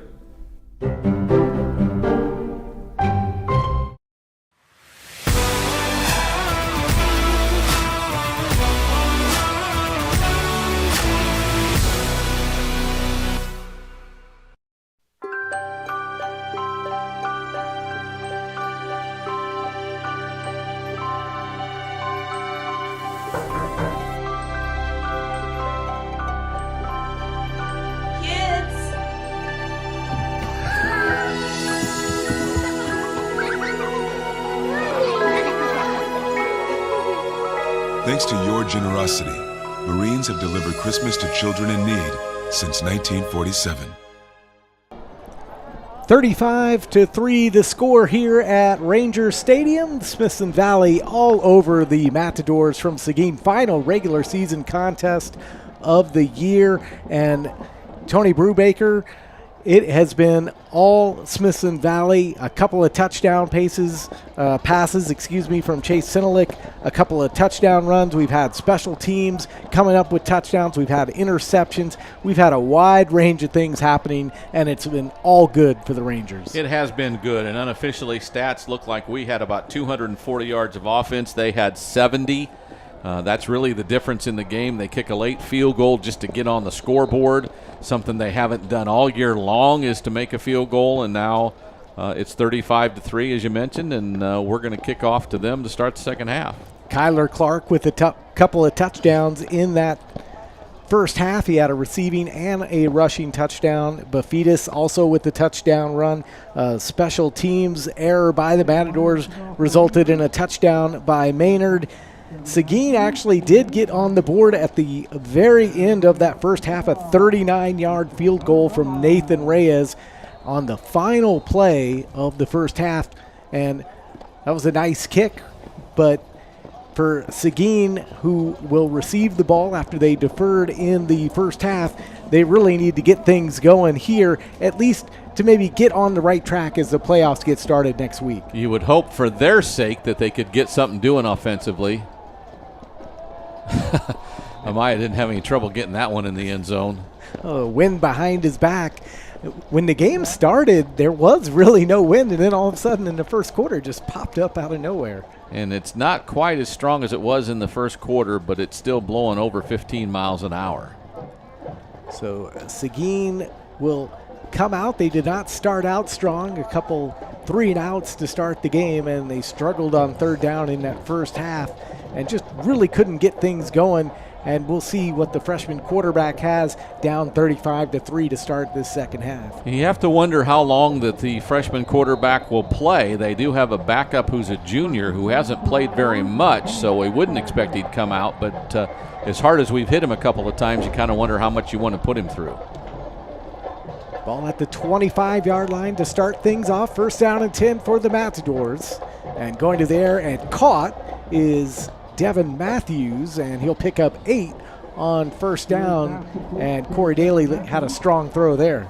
He looked good. He stood up in the pocket, delivered it right on time. A good gain, good coverage by the Rangers, but he found a spot to sit down in and catch the ball and fell forward, as we like your receivers to do. Ball spotted at the 33-yard line. They like to run that fullback just to the side of the quarterback in that formation, as that's Jackson with the carry. And he's going to pick up enough for a first down. That was a nice run, about 8 yards. Both their right side of their offensive line, Newman and Saravios, are their two biggest offensive linemen at 290 and 250. And that time they did a great job of kicking out and giving Jackson some room to run, and that was an effective play. Now, another tackle for Weston Ross, and you mentioned it at halftime, but he's been lights out in district this year. Ball at the 42 now, first and 10 for the Matadors. Matthews in motion, and they will hand the ball off again to Jackson, and he is going to be upended. As nice stop up front, and that was Gavin Woods with the stop initially. And they're doing a good job offensively here to start the second half of getting some surge with their line. That one they didn't get as much as they had earlier, but they're playing Jackson's running with some authority. They seem to maybe have gotten a fire lit under them, and they're playing a little bit harder and more efficiently on offense. And they're definitely running the football a lot more this week than they did a week ago against Hayes. As the snap a little bit high, and that ball is caught by Holt Haas. He's able to pick out to the 50-yard line, so maybe just a step into Rangers territory, a place that the Matadors haven't really visited much tonight. They haven't been here for sure. Brings up 3rd and 1 now from the 49-yard line of the Rangers. And I think if you're Seguin, if you have any chance of coming out of here with your dignity intact, you really need a good opening drive here to start this second half. It would certainly set the tone for the second half better for them than they had in the first.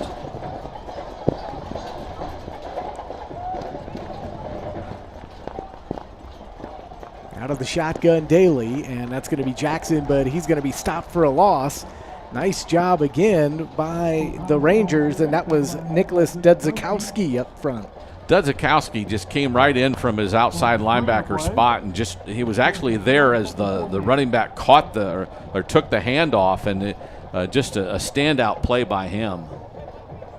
Another tackle for loss. He came into the game, did Dudzikowski, with 15 tackles for loss, and he has an interception in that first half on a really athletic play. And they're going to go for it on 4th down, something they haven't done all night.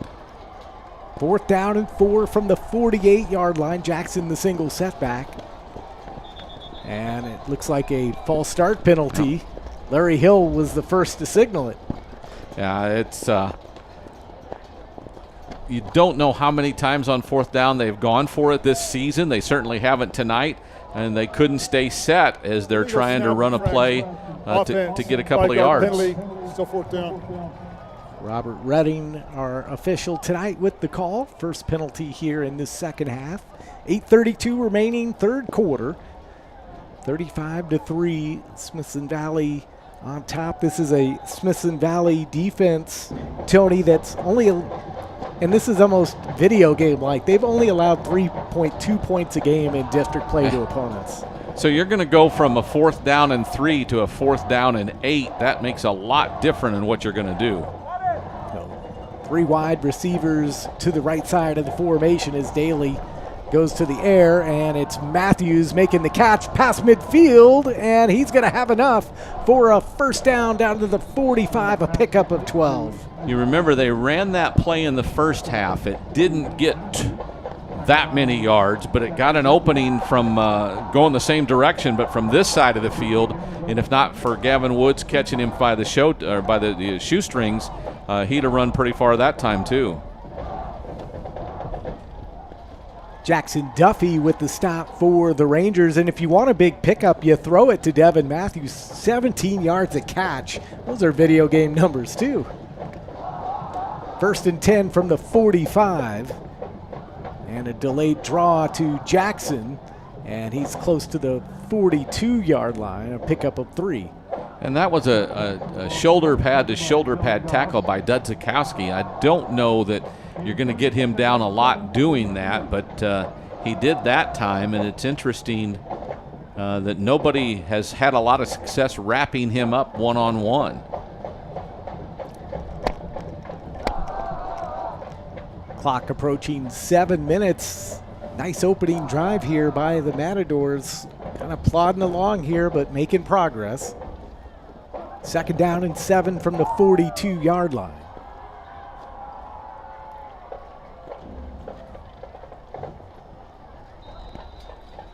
And now a whistle. And I'm not sure. Play clock ran out. Oh, a penalty. They might have called a timeout, though. Looks like they... Delay of game. Number 4, offense. 5-yard penalty. Still 2nd down. So a penalty called on the quarterback, Daly, for the play clock expiring. They did not call a timeout. And so, Tony, when you look at the Smithson Valley squad, I mean, it's hard to see any real weakness on this defensive side of the football as they head into the playoffs. I would not argue with you a bit there. Their defense has been the best part of what they've done. I'm trying to figure out what they're doing now. There's some kind of discussion. Robert Redding, the referee tonight, gathers up his crew. I'm not sure what we're actually discussing, but it looks like Craig Daly, the 2nd-year head coach for the Matadors, is out on the field as well.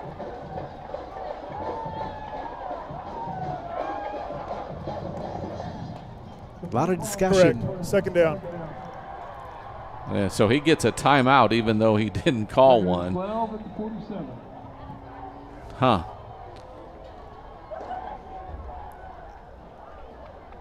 That's maybe the first break to go the Matadors' way here tonight. Second down and 12 from the 47 after the delay of game penalty. And that's going to be a run by Jackson. He darts around and he's down inside the 40 down to the 38-yard line, and he's showing some good moves on this drive. You know, we had a run blitz there on the 8th play of this drive. We had a run blitz that didn't make contact, and that was why two of the linebackers in the middle of the field weren't there, so he got into the secondary on the nice run. Jackson running with a little bit of purpose last week. 7 rushes, only 7 yards. He did have a touchdown last week in that loss to Wagner. Third down and 3, ball at the 38-yard line. And Daly again will hand off to Jackson. It's been a steady dose of John Jackson down to the 32-yard line. And it'll bring up second down.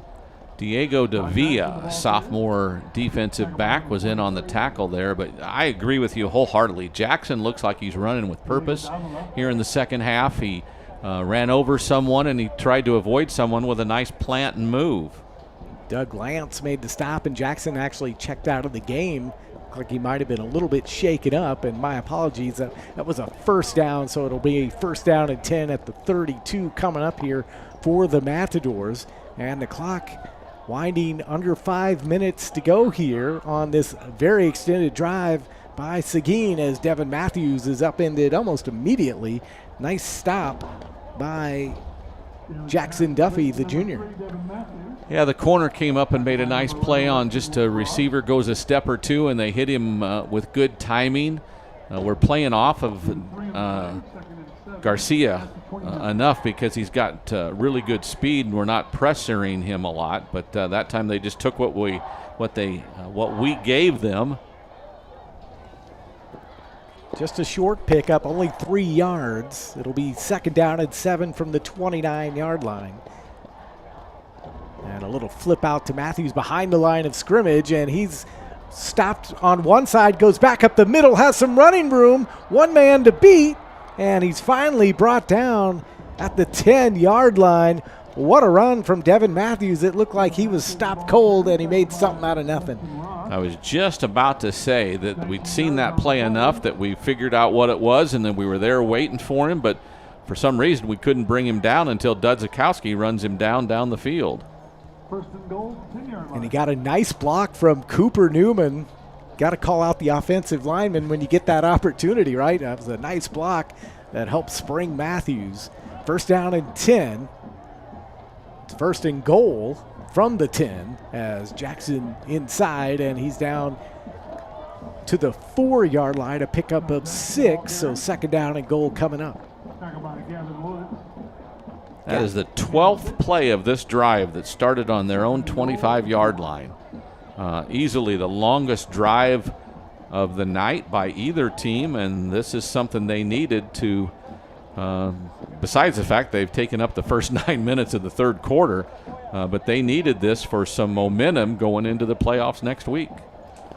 The offense for the Rangers has not been on the field with 3 minutes left on the clock and counting in this third quarter. Is Jackson from the 4, and this time he is absolutely bottled up by the Rangers defense. Nice job defensively, David DeHoyas. Yeah, and Gavin Woods was there too, and that time they just decided they weren't going to let him get up the field, and actually a loss of 1 on the run. Ranger defense, we said this when we were in halftime, and we'll talk about halftime in a minute when we get a break. But the Rangers lost the shutout, but I know this defense is saying we don't want to let them in the end zone. Holt Haas is in the game as the fullback, and the throw is out of bounds for Matthews. No chance on that pass. Yeah, I think the coverage was really good by, I think it's Duffy over there, and really no chance, so I think he threw it where only the receiver could get to it in the far back of the end zone. Well, and if you're going to throw that pass, that's absolutely where Yeah. you have to throw it.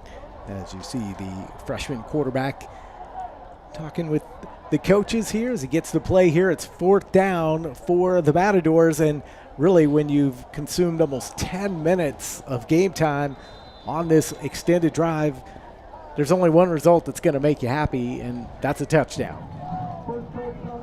Yeah, that's let me get in real quick. If you were with us at halftime, you saw the all-star video that Wick Productions put together on the All-American game participant Colton Thomason, the offensive lineman for the Rangers, who will play in that game in January, that the best of the best play in.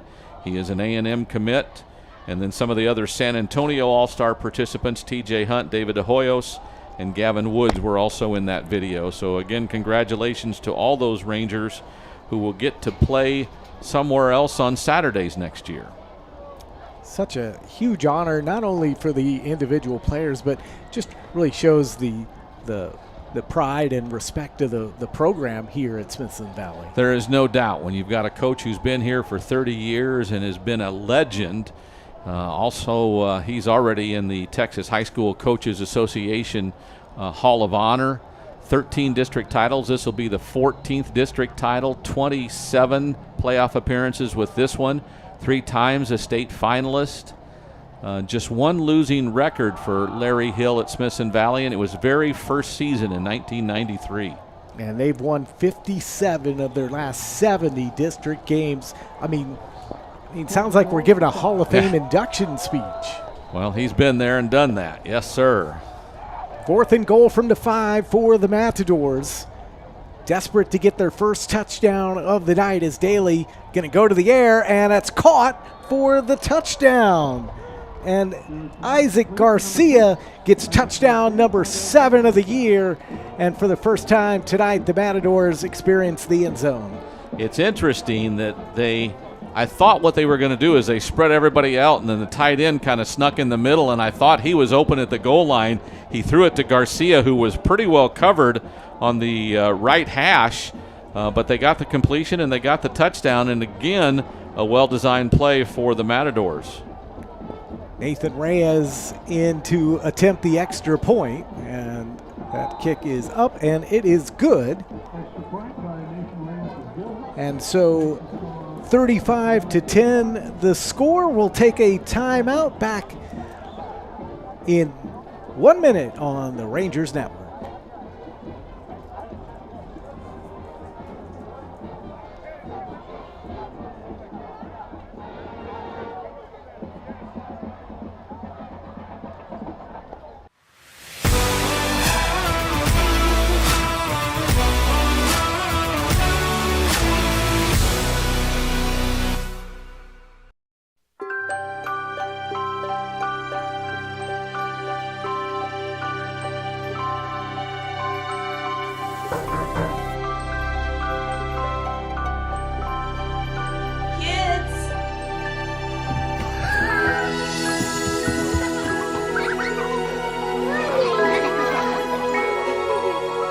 Thanks to your generosity, Marines have delivered Christmas to children in need since 1947. 26th touchdown pass of the season, and the Seguin Matadors take almost 10 minutes off the clock, Tony Brubaker, and they get their first touchdown, a 5-yard touchdown pass to Garcia. It's 35-10. As you see, a short kick, and that's going to be fielded around the 36-yard line and brought out just past the 40, and we will see the Rangers offense for the first time here in this second half. It's interesting that they had, unofficially had 70 yards of offense in the first half. Their first drive of the second half gets them 75 and a touchdown, so they're trending in the right direction. And always nice to know that when you go into halftime and you make those adjustments, especially on that offensive side of the ball, that they actually were able to execute and score a touchdown. The score now 35-10 as the offense for the Rangers on the field for the first time, and that's Bafidis in the flat making the reception, and he's met by about 5 white shirts And it'll bring up second down, a pickup of 2. There were some backups during that drive on the defensive side and a few backups now on the offensive side, but not a lot. Chase Senelik still the quarterback, the starter, and I'm sure at least through this drive, most of the starters will stay on the field. How about this stat? Chase Senelik, 20 touchdown passes on the year against no interceptions, Tony, as it's second down and 7 from the 45, and that is going to be Sowersby. And he cuts around one tackler, and then he's finally stopped. Making first contact was Ian Moreno. Second time we've called his name tonight. Yeah, they're obviously, as an offense, you don't want to have a 3 and out here, and you don't want to have to go for it on fourth down. So this is something that they're going to have to come up with a play that's successful. Because you can't let them score on the opening drive of the second half and then not put together at least a drive into their territory and get some time off the clock. 3rd and 4, ball at the 48-yard line for the Rangers. And it's going to be Sowersby, and he's going to be across midfield and pick up a first down, ball down to the 46-yard line. Pickup of 10.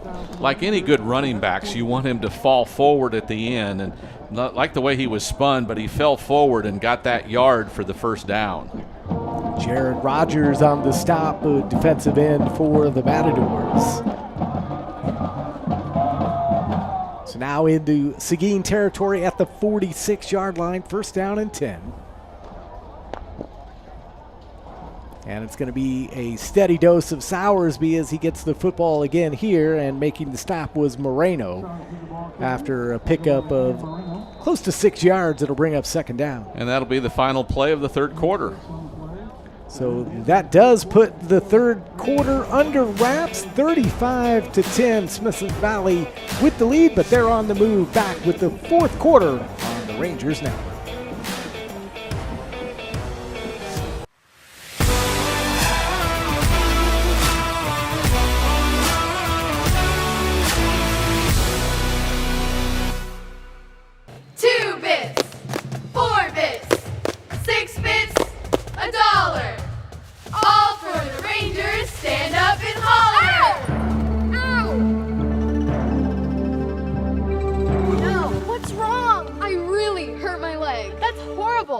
Wait, Elle's dad sells insurance. Maybe he can help. I wish he could, but... My dad has his life insurance with Jeremy Fuller State Farm Insurance. Yes, but... My mom has her homeowner's policy with Jeremy Fuller State Farm Insurance also. I know my uncle says he only trusts Jeremy Fuller State Farm with his auto insurance needs. Guys, wait! We do so many great coverages, but just not cheerleader legs. Hey, that's okay. It's all better now. Let's start from the top, but with a little change. 2.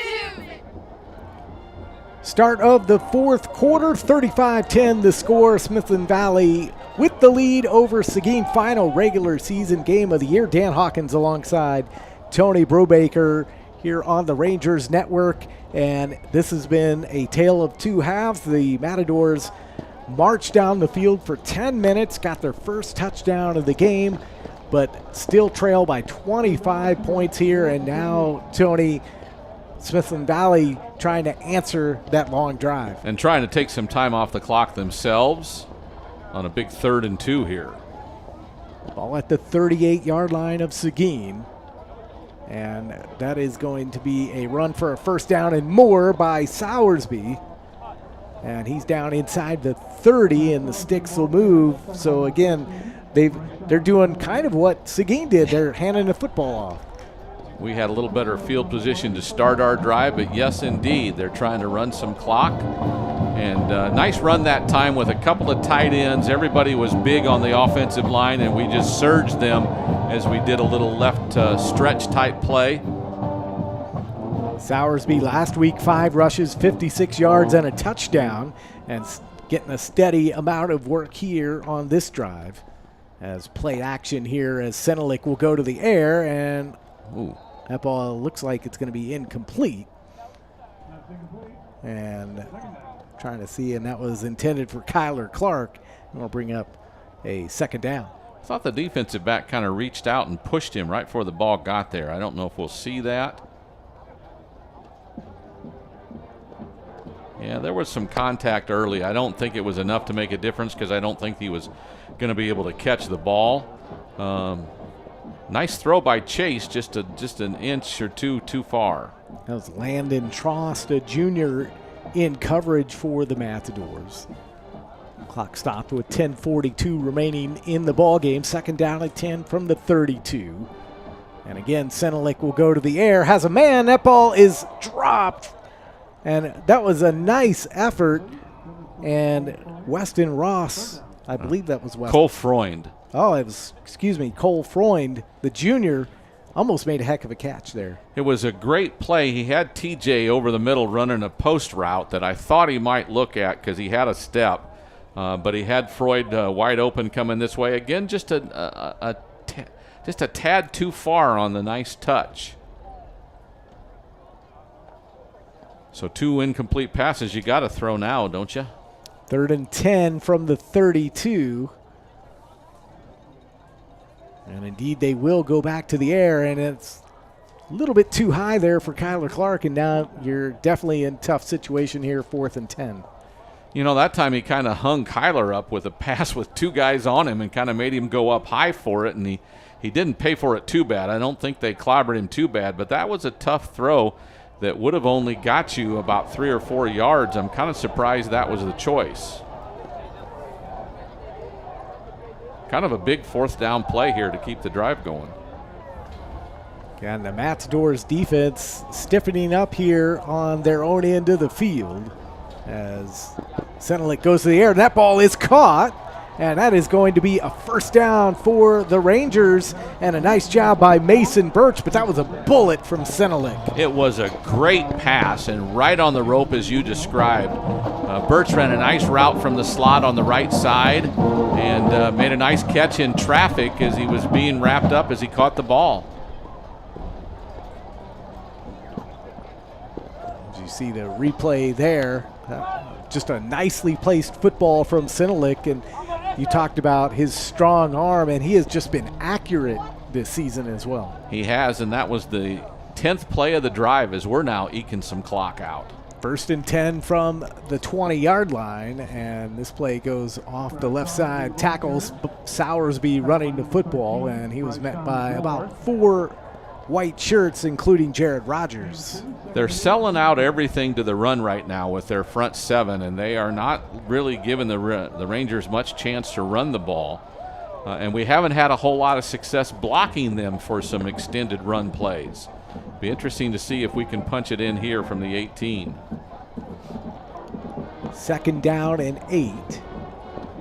The fetus lined up as well next to the quarterback, but Senelic goes to the air. That ball is caught down inside the 5-yard line. TJ Hunt with the catch. What a great pass again. TJ ran a nice route and just kind of sat there waiting for the ball to get to him. Great timing on the play. TJ caught it and again fell forward for a nice gain. 1st and goal now from the 3-yard line. And Smithson Valley just 3 yards away from matching the Matadors drive for drive here in this 4th quarter. 8:39 to go and counting. And that ball is going to be stuffed before the ball carrier can get into the end zone. That was Sowersby. And again, the front for the Matadors playing tough football.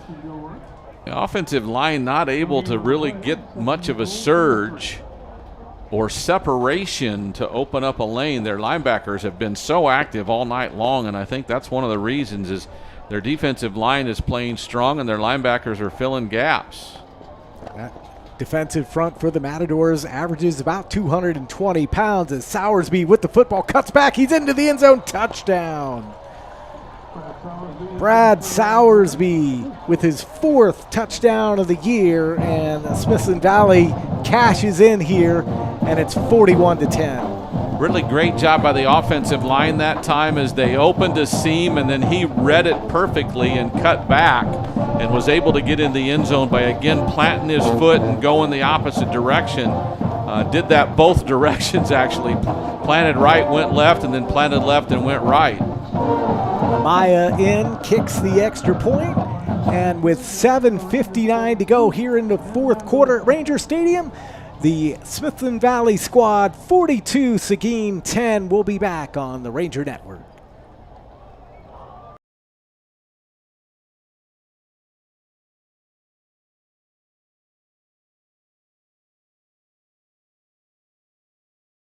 Good luck to the Smithson Valley Rangers as they take on the Seguin Matadors. Sage Capital Bank is always proud to back the Rangers. Go Rangers!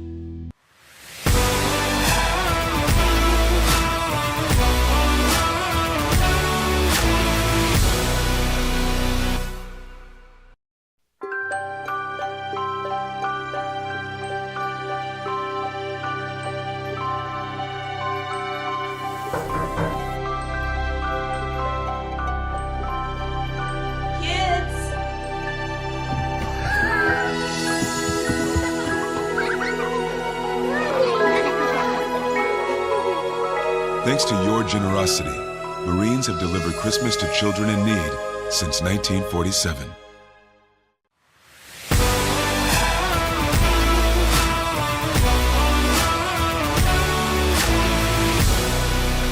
And the score now 42-10 with 7:59 remaining here in this fourth quarter as the kickoff is run back by Matthews, and he's out to the 25-yard line. And Tony, interesting, 7:53 left in the contest. This is only the third possession of this second half. Don't you love it? We love to see that clock run in the second half on a game that's not very close. Both teams have cooperated with their lengthy drive, and the Rangers answered with a lengthy drive of their own.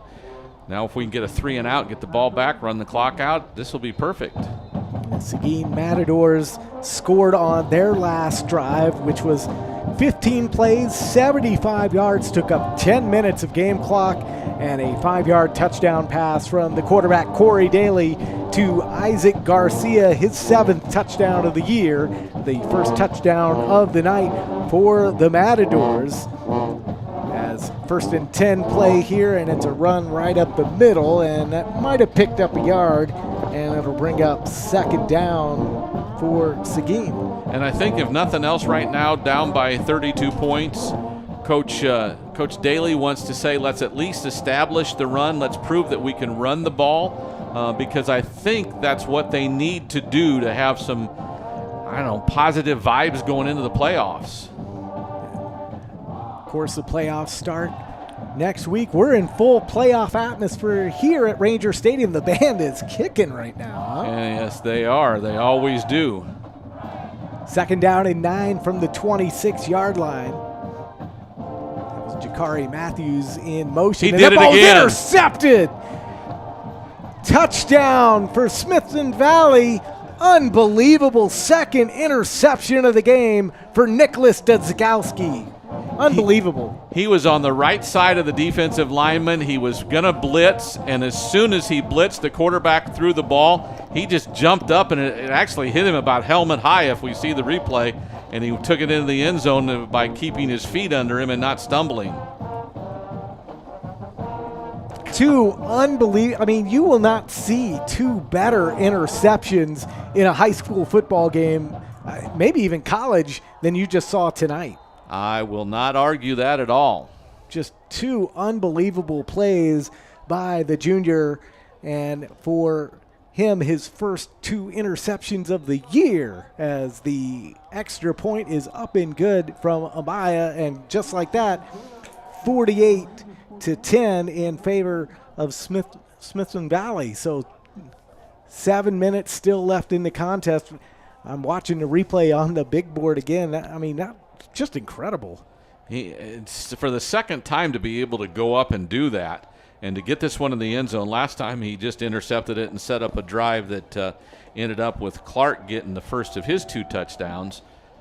Look at Daly just can't believe it. That just doesn't happen twice, especially in a game. And that's just tough, but both of those interceptions are definitely going to be on his college recruiting highlight reel. I mean, Indeed. those are incredible. The really good news about that is he's just a junior, so he'll be here next year again. 49-10 the score, and it's hard looking at the scoreboard, Tony, to not think about the playoffs and first year being in the 5A classification. Such a storied program here for the Rangers, but this is the time of year where it's been pretty smooth sailing through district play, but come playoff time next week, these games are just going to get a lot tougher. They will indeed, and here's a squib kick this time. And falling on the football are the Matadors, and that was Haas who fell on the football. And so with 7 minutes and 2 seconds left in the game, the offense for Seguin will come on really to try to score some morale points as they try to get ready for the playoffs too, because they're in as well. And Larry Hill and his special team coaches decided we're not going to let them do that stuff down there anymore where they fake a reverse and all this. We're just going to dribble it down there and let them fall on it, and if we get a break and they don't fall on it, we'll get on it. Ball at the 37-yard line here for the Matadors. I talked about a 3-and-out last time. I want to do a 3-and-out this time, only we don't have to really intercept it and run it back if we don't want to. Daly back in, didn't have to spend a lot of time on the sideline thinking about that interception. And a play action fake, Daly going to the air, has a man, but it's just in front of the intended receiver. That was Isaac Garcia, as Daly showed a little bit of his arm strength there. I didn't see how Garcia got off the line of scrimmage. The ball really wasn't very close to him on that play, so I don't know if Garcia got hung up somewhere and couldn't get there, and he just anticipated where he was going to be. That really hasn't been indicative of the way he's thrown the ball tonight. That'll bring up second down, and you got to think Seguin really would like a drive like they had to open up this second half. Just kind of march it down the field here and take up the rest of the game clock. And almost a disastrous snap there and handoff to John Jackson. And even out of all that, they pick up 3 yards. I'm not real sure I'd call that a handoff because I think he stole the bad snap that Daly tipped.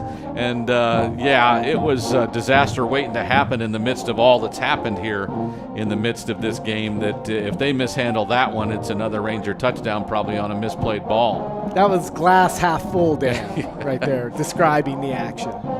3rd down and 7. But that really could have been disastrous for Seguin, but obviously 4-down territory for the Matadors, as, again, rolling out is Daly, and there's nobody open, and he's going to have to just throw it, and he finds a man, and it's caught for a first down. That's Devin Matthews, and he's got a Matadors first down.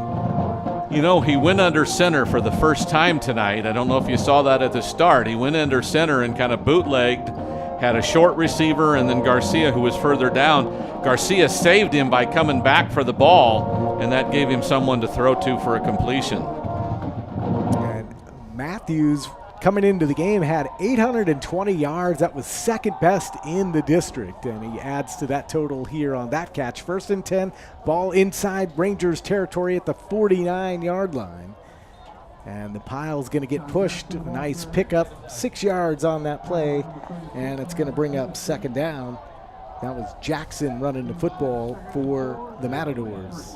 We'll do a line shift, as we've done repeatedly in fourth quarters during this district season. 4 or 5 new backups come in to replace the backups that were already in there, as we're look to be completely with 2nd and 3rd stringers on the field right now. Seguin still with the first team offense on the field, and that ball is caught into flat by Haas. And still pushing around, and finally the whistles sound. Holt Haas, the junior, with the catch. And a great deal of hustle by junior defensive end Owen Hack, who got his chance on that play and hustled out there and caught the receiver before he got many yards and did a nice job of hustle. 3rd down and a long 2 yards here for the Matadors. Ball at the 41-yard line, 4:27 and counting here, 4th quarter. 39-point lead for Smithson Valley. Jackson Pond, the tight end, was in motion, and there's a flip to Jackson, and he's going to push across, and he's got a first down as the ball down to the 38-yard line, a pickup of 4. It's really interesting. We've said this throughout the district schedule in the fourth quarter. These are guys who don't play very much, but when they get a chance to play, they're coaching, they're learning, they're disciplined, they know what to do. That could have been a really big run if not for the hustle of those defenders who got there in time to shut him down after a 4-yard gain. First and 10 from the 37. Daly has a man. It's caught. That's Garcia, and he's close to a first down. And I think that will be, and indeed the sticks will move. And so the Matadors on the move here with 3:30 left in the game. It's interesting that, again, we're harping on the fact that these are our second and third teamers out there. They've got all starters still out there. Still the numbers I've seen on the offensive line that started the game, they're still out there for the most part. It'll be interesting to see if our defense can hold them out of the end zone with a little over 3 minutes to go. Nice stop by Jaden Ballou and Michael Thornton on the last play as first 10 and 10 from the 27. That's Devin Matthews. Makes one tackler miss, has some running room down the sideline, and he's in for the touchdown. 27 yards on the pitch and catch. 12th touchdown of the year for Devin Matthews. Really, you know, the guys were in the position to be there. They just couldn't make the tackle, and Matthews has missed a lot of first-teamers. Made a lot of first-teamers miss tackles tonight, too, so that's nothing to be embarrassed about. And Seguin, no doubt happy to get their second touchdown of the football game as Reyes will come in to attempt the extra point here with 2:57 remaining in this football game. On a windy night, as the kick is up and it is good, and the score now 49-17.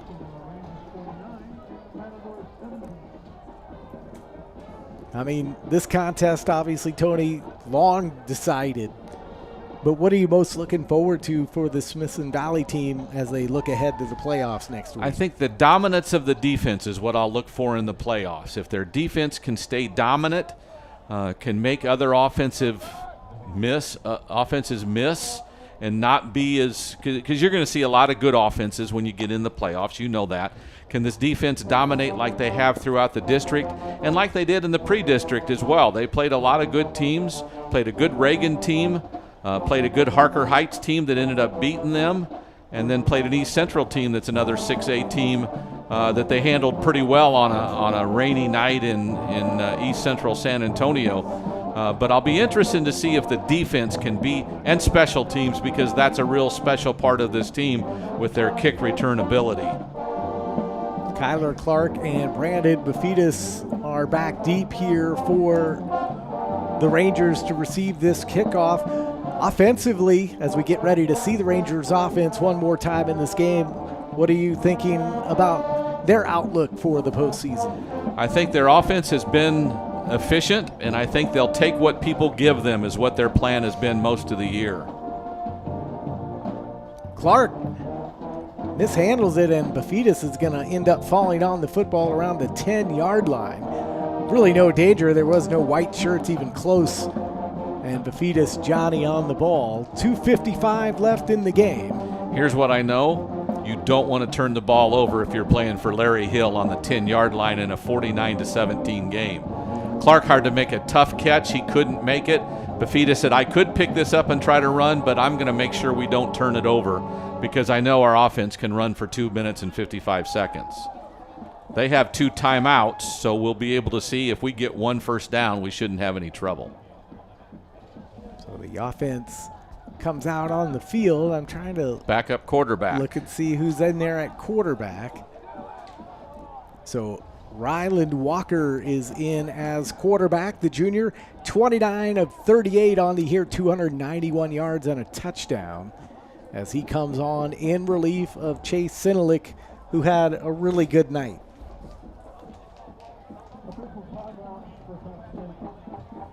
And now a conversation with Larry Hill over on the Rangers sideline. He's talking with the field judge, Chris White, not real sure what it's about. Trying to speculate what might have happened that he would be questioning. I don't think I saw anybody make a fair catch on the kick return. You still have to kick. You still have to catch it cleanly, even if you do. So that's not likely. But for some reason, we're taking some time with our referee and our field judge, talking with head coach Larry Hill right with 2:55 to go, and we don't know. Well, I wasn't watching the monitor, but I think Kyler Clark did make a wave of his hand, almost signaling fair catch. But either way, I mean, he didn't make the catch, and it did touch him, so it was a free ball after that. So I'm not sure what the discussion is, truly. He may have just been asking for a point of clarification on that scenario, trying to see what the referee would say. So Ryland Walker in to lead the Rangers offense with 2:55 left in the game. He'll go to the air, and that ball is caught by Colin Wise, the senior. And they pick up 7 yards. It'll bring up second down. And they don't use a timeout, so that's kind of an interesting point, that they're not going to try to stop the clock unless perhaps we get a third or down or something where they could make a difference. A good gain on first down really helps you, though. Two timeouts for Seguin, 3 timeouts left for the Rangers. Clock continues to run, 2:16 and counting, as that ball not going to go anywhere, as stuffed was Quentin Sampson. Good job by the Matadors defense, and now a very tough third down coming up for Ryland Walker in this Rangers offense. That's the second time tonight that Sampson's had a jet sweep, if you would, and they've been waiting for it. So they obviously knew that's what he did when he was on the field, and for the second time they've stopped him. But the good thing is the clock continues to run. Continues to run here. So 3rd and 12, ball spotted at the 8-yard line. And they will hand that football off, and running around the end and with some running room and more is Isaiah Vivians, and he's going to go all the way into the end zone, 92 yards for the touchdown. And his special play continues. He had a big week last week as well. Boy, I tell you what, I don't think anybody on the coaching staff thought he would go to the house on that one. But when he came to the sideline, for some reason, the pursuit just wasn't as thick. There were a couple of guys, but there weren't 4 or 5 guys coming to the sideline like we've been expecting all night, like they did on Sampson on the play before. And he got to the corner and just used his speed, and the senior gets a touchdown. Kyler Clark in to attempt the extra point for the Rangers. It's that kind of night when you get a 92-yard touchdown run. As now a late addition to the offensive line, just like they did on their extra point. And Clark with the kick, and it is good. And so Smithson Valley now 56-17 on top of Seguin. And you know Larry Hill is a sportsman's sportsman, so there's no way he wanted to run up the score. But when a guy runs a sweep just to try to get a first down and there's no one there, then there's nothing you can do about that, because you don't plan on a gentleman running 92 yards against a defense that's given up a lot of points but still has been on point most of the night, making plays enough not to let a long play go. And Vivian's had a good week last week against Hayes, and 92 yards always looks good on the stat sheet, and he gets a touchdown run as well. And nice way to go out for the seniors here at home, at least in the regular season. If nothing else, he goes over 300 yards rushing and gets his 4th touchdown of the year, so he's had a good night on senior night. I'm sure some different bodies are out there on kick coverage now. some different numbers than we're used to. No 7s, no 19s. Clark will kick off, so no 13 handling the kickoff. So a bunch of different numbers that aren't always out there on kick coverage. Devin Matthews and Landon Trost back deep for Seguin. 1:17 left in this one. It was 35-3 at halftime as an onside kick is recovered by Seguin. Well, not really an onside kick. Kind of a I think squib. they're just squibbing it. But, yeah. But it was 35-3 at halftime. The game, in essence, was essentially over. But, give Seguin credit. They came out and battled, had that really long drive to start that third quarter. 10 minutes. They ended up with a 5-yard touchdown run from touchdown pass to Garcia. But even here in this second half, the defense for the Rangers have made some things happen, playing not all the starters. So, yeah, we still don't have a starter on the field, and my guess is they're going with some backups as well. So, new quarterback in the game, Justin Danley, the junior, into the contest to run out the string here as they pick up a couple of yards on first down.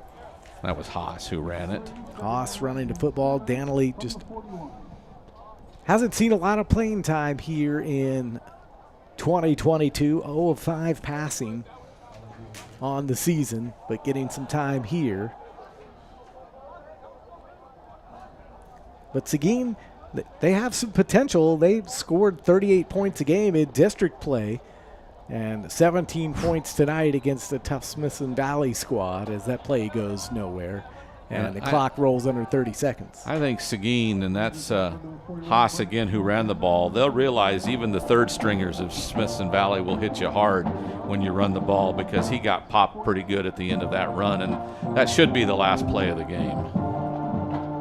Clock at 13 seconds, and they'll have to hurry. They're running up to the line of scrimmage, so we might get one more play here.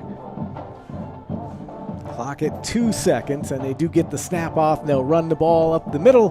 That was Ethan Rea running the football, the junior, and that is going to do it. 56-17, the final score, and really a nice, well-rounded performance for the Rangers as they finish district unbeaten. And it's a great notch. The 7th time under Larry Hill. They've been undefeated in district. Now they get to go in the playoffs. The Matadors also get to go into the playoffs as District 12 5A. We'll see 4 teams go into the playoffs next Friday night. We'll have the Rangers playoff game on the Rangers Network next Friday night, and we'll tell you who that is when we find out. Seguin drops their record on the year to 6-4, 4-3 is their final district record, and so that's going to wrap up our coverage here tonight from Ranger Stadium. A nice night for the seniors on their final regular season contest, but they'll be back again here next week, so we hope that you'll make your plans to join us here on the Rangers Network. The final score, 56-17, Smithson Valley over Seguin. For Tony Brubaker and our entire Witch Productions crew provided great pictures all night long. I'm Dan Hawkins. So long. Good night from Ranger Country.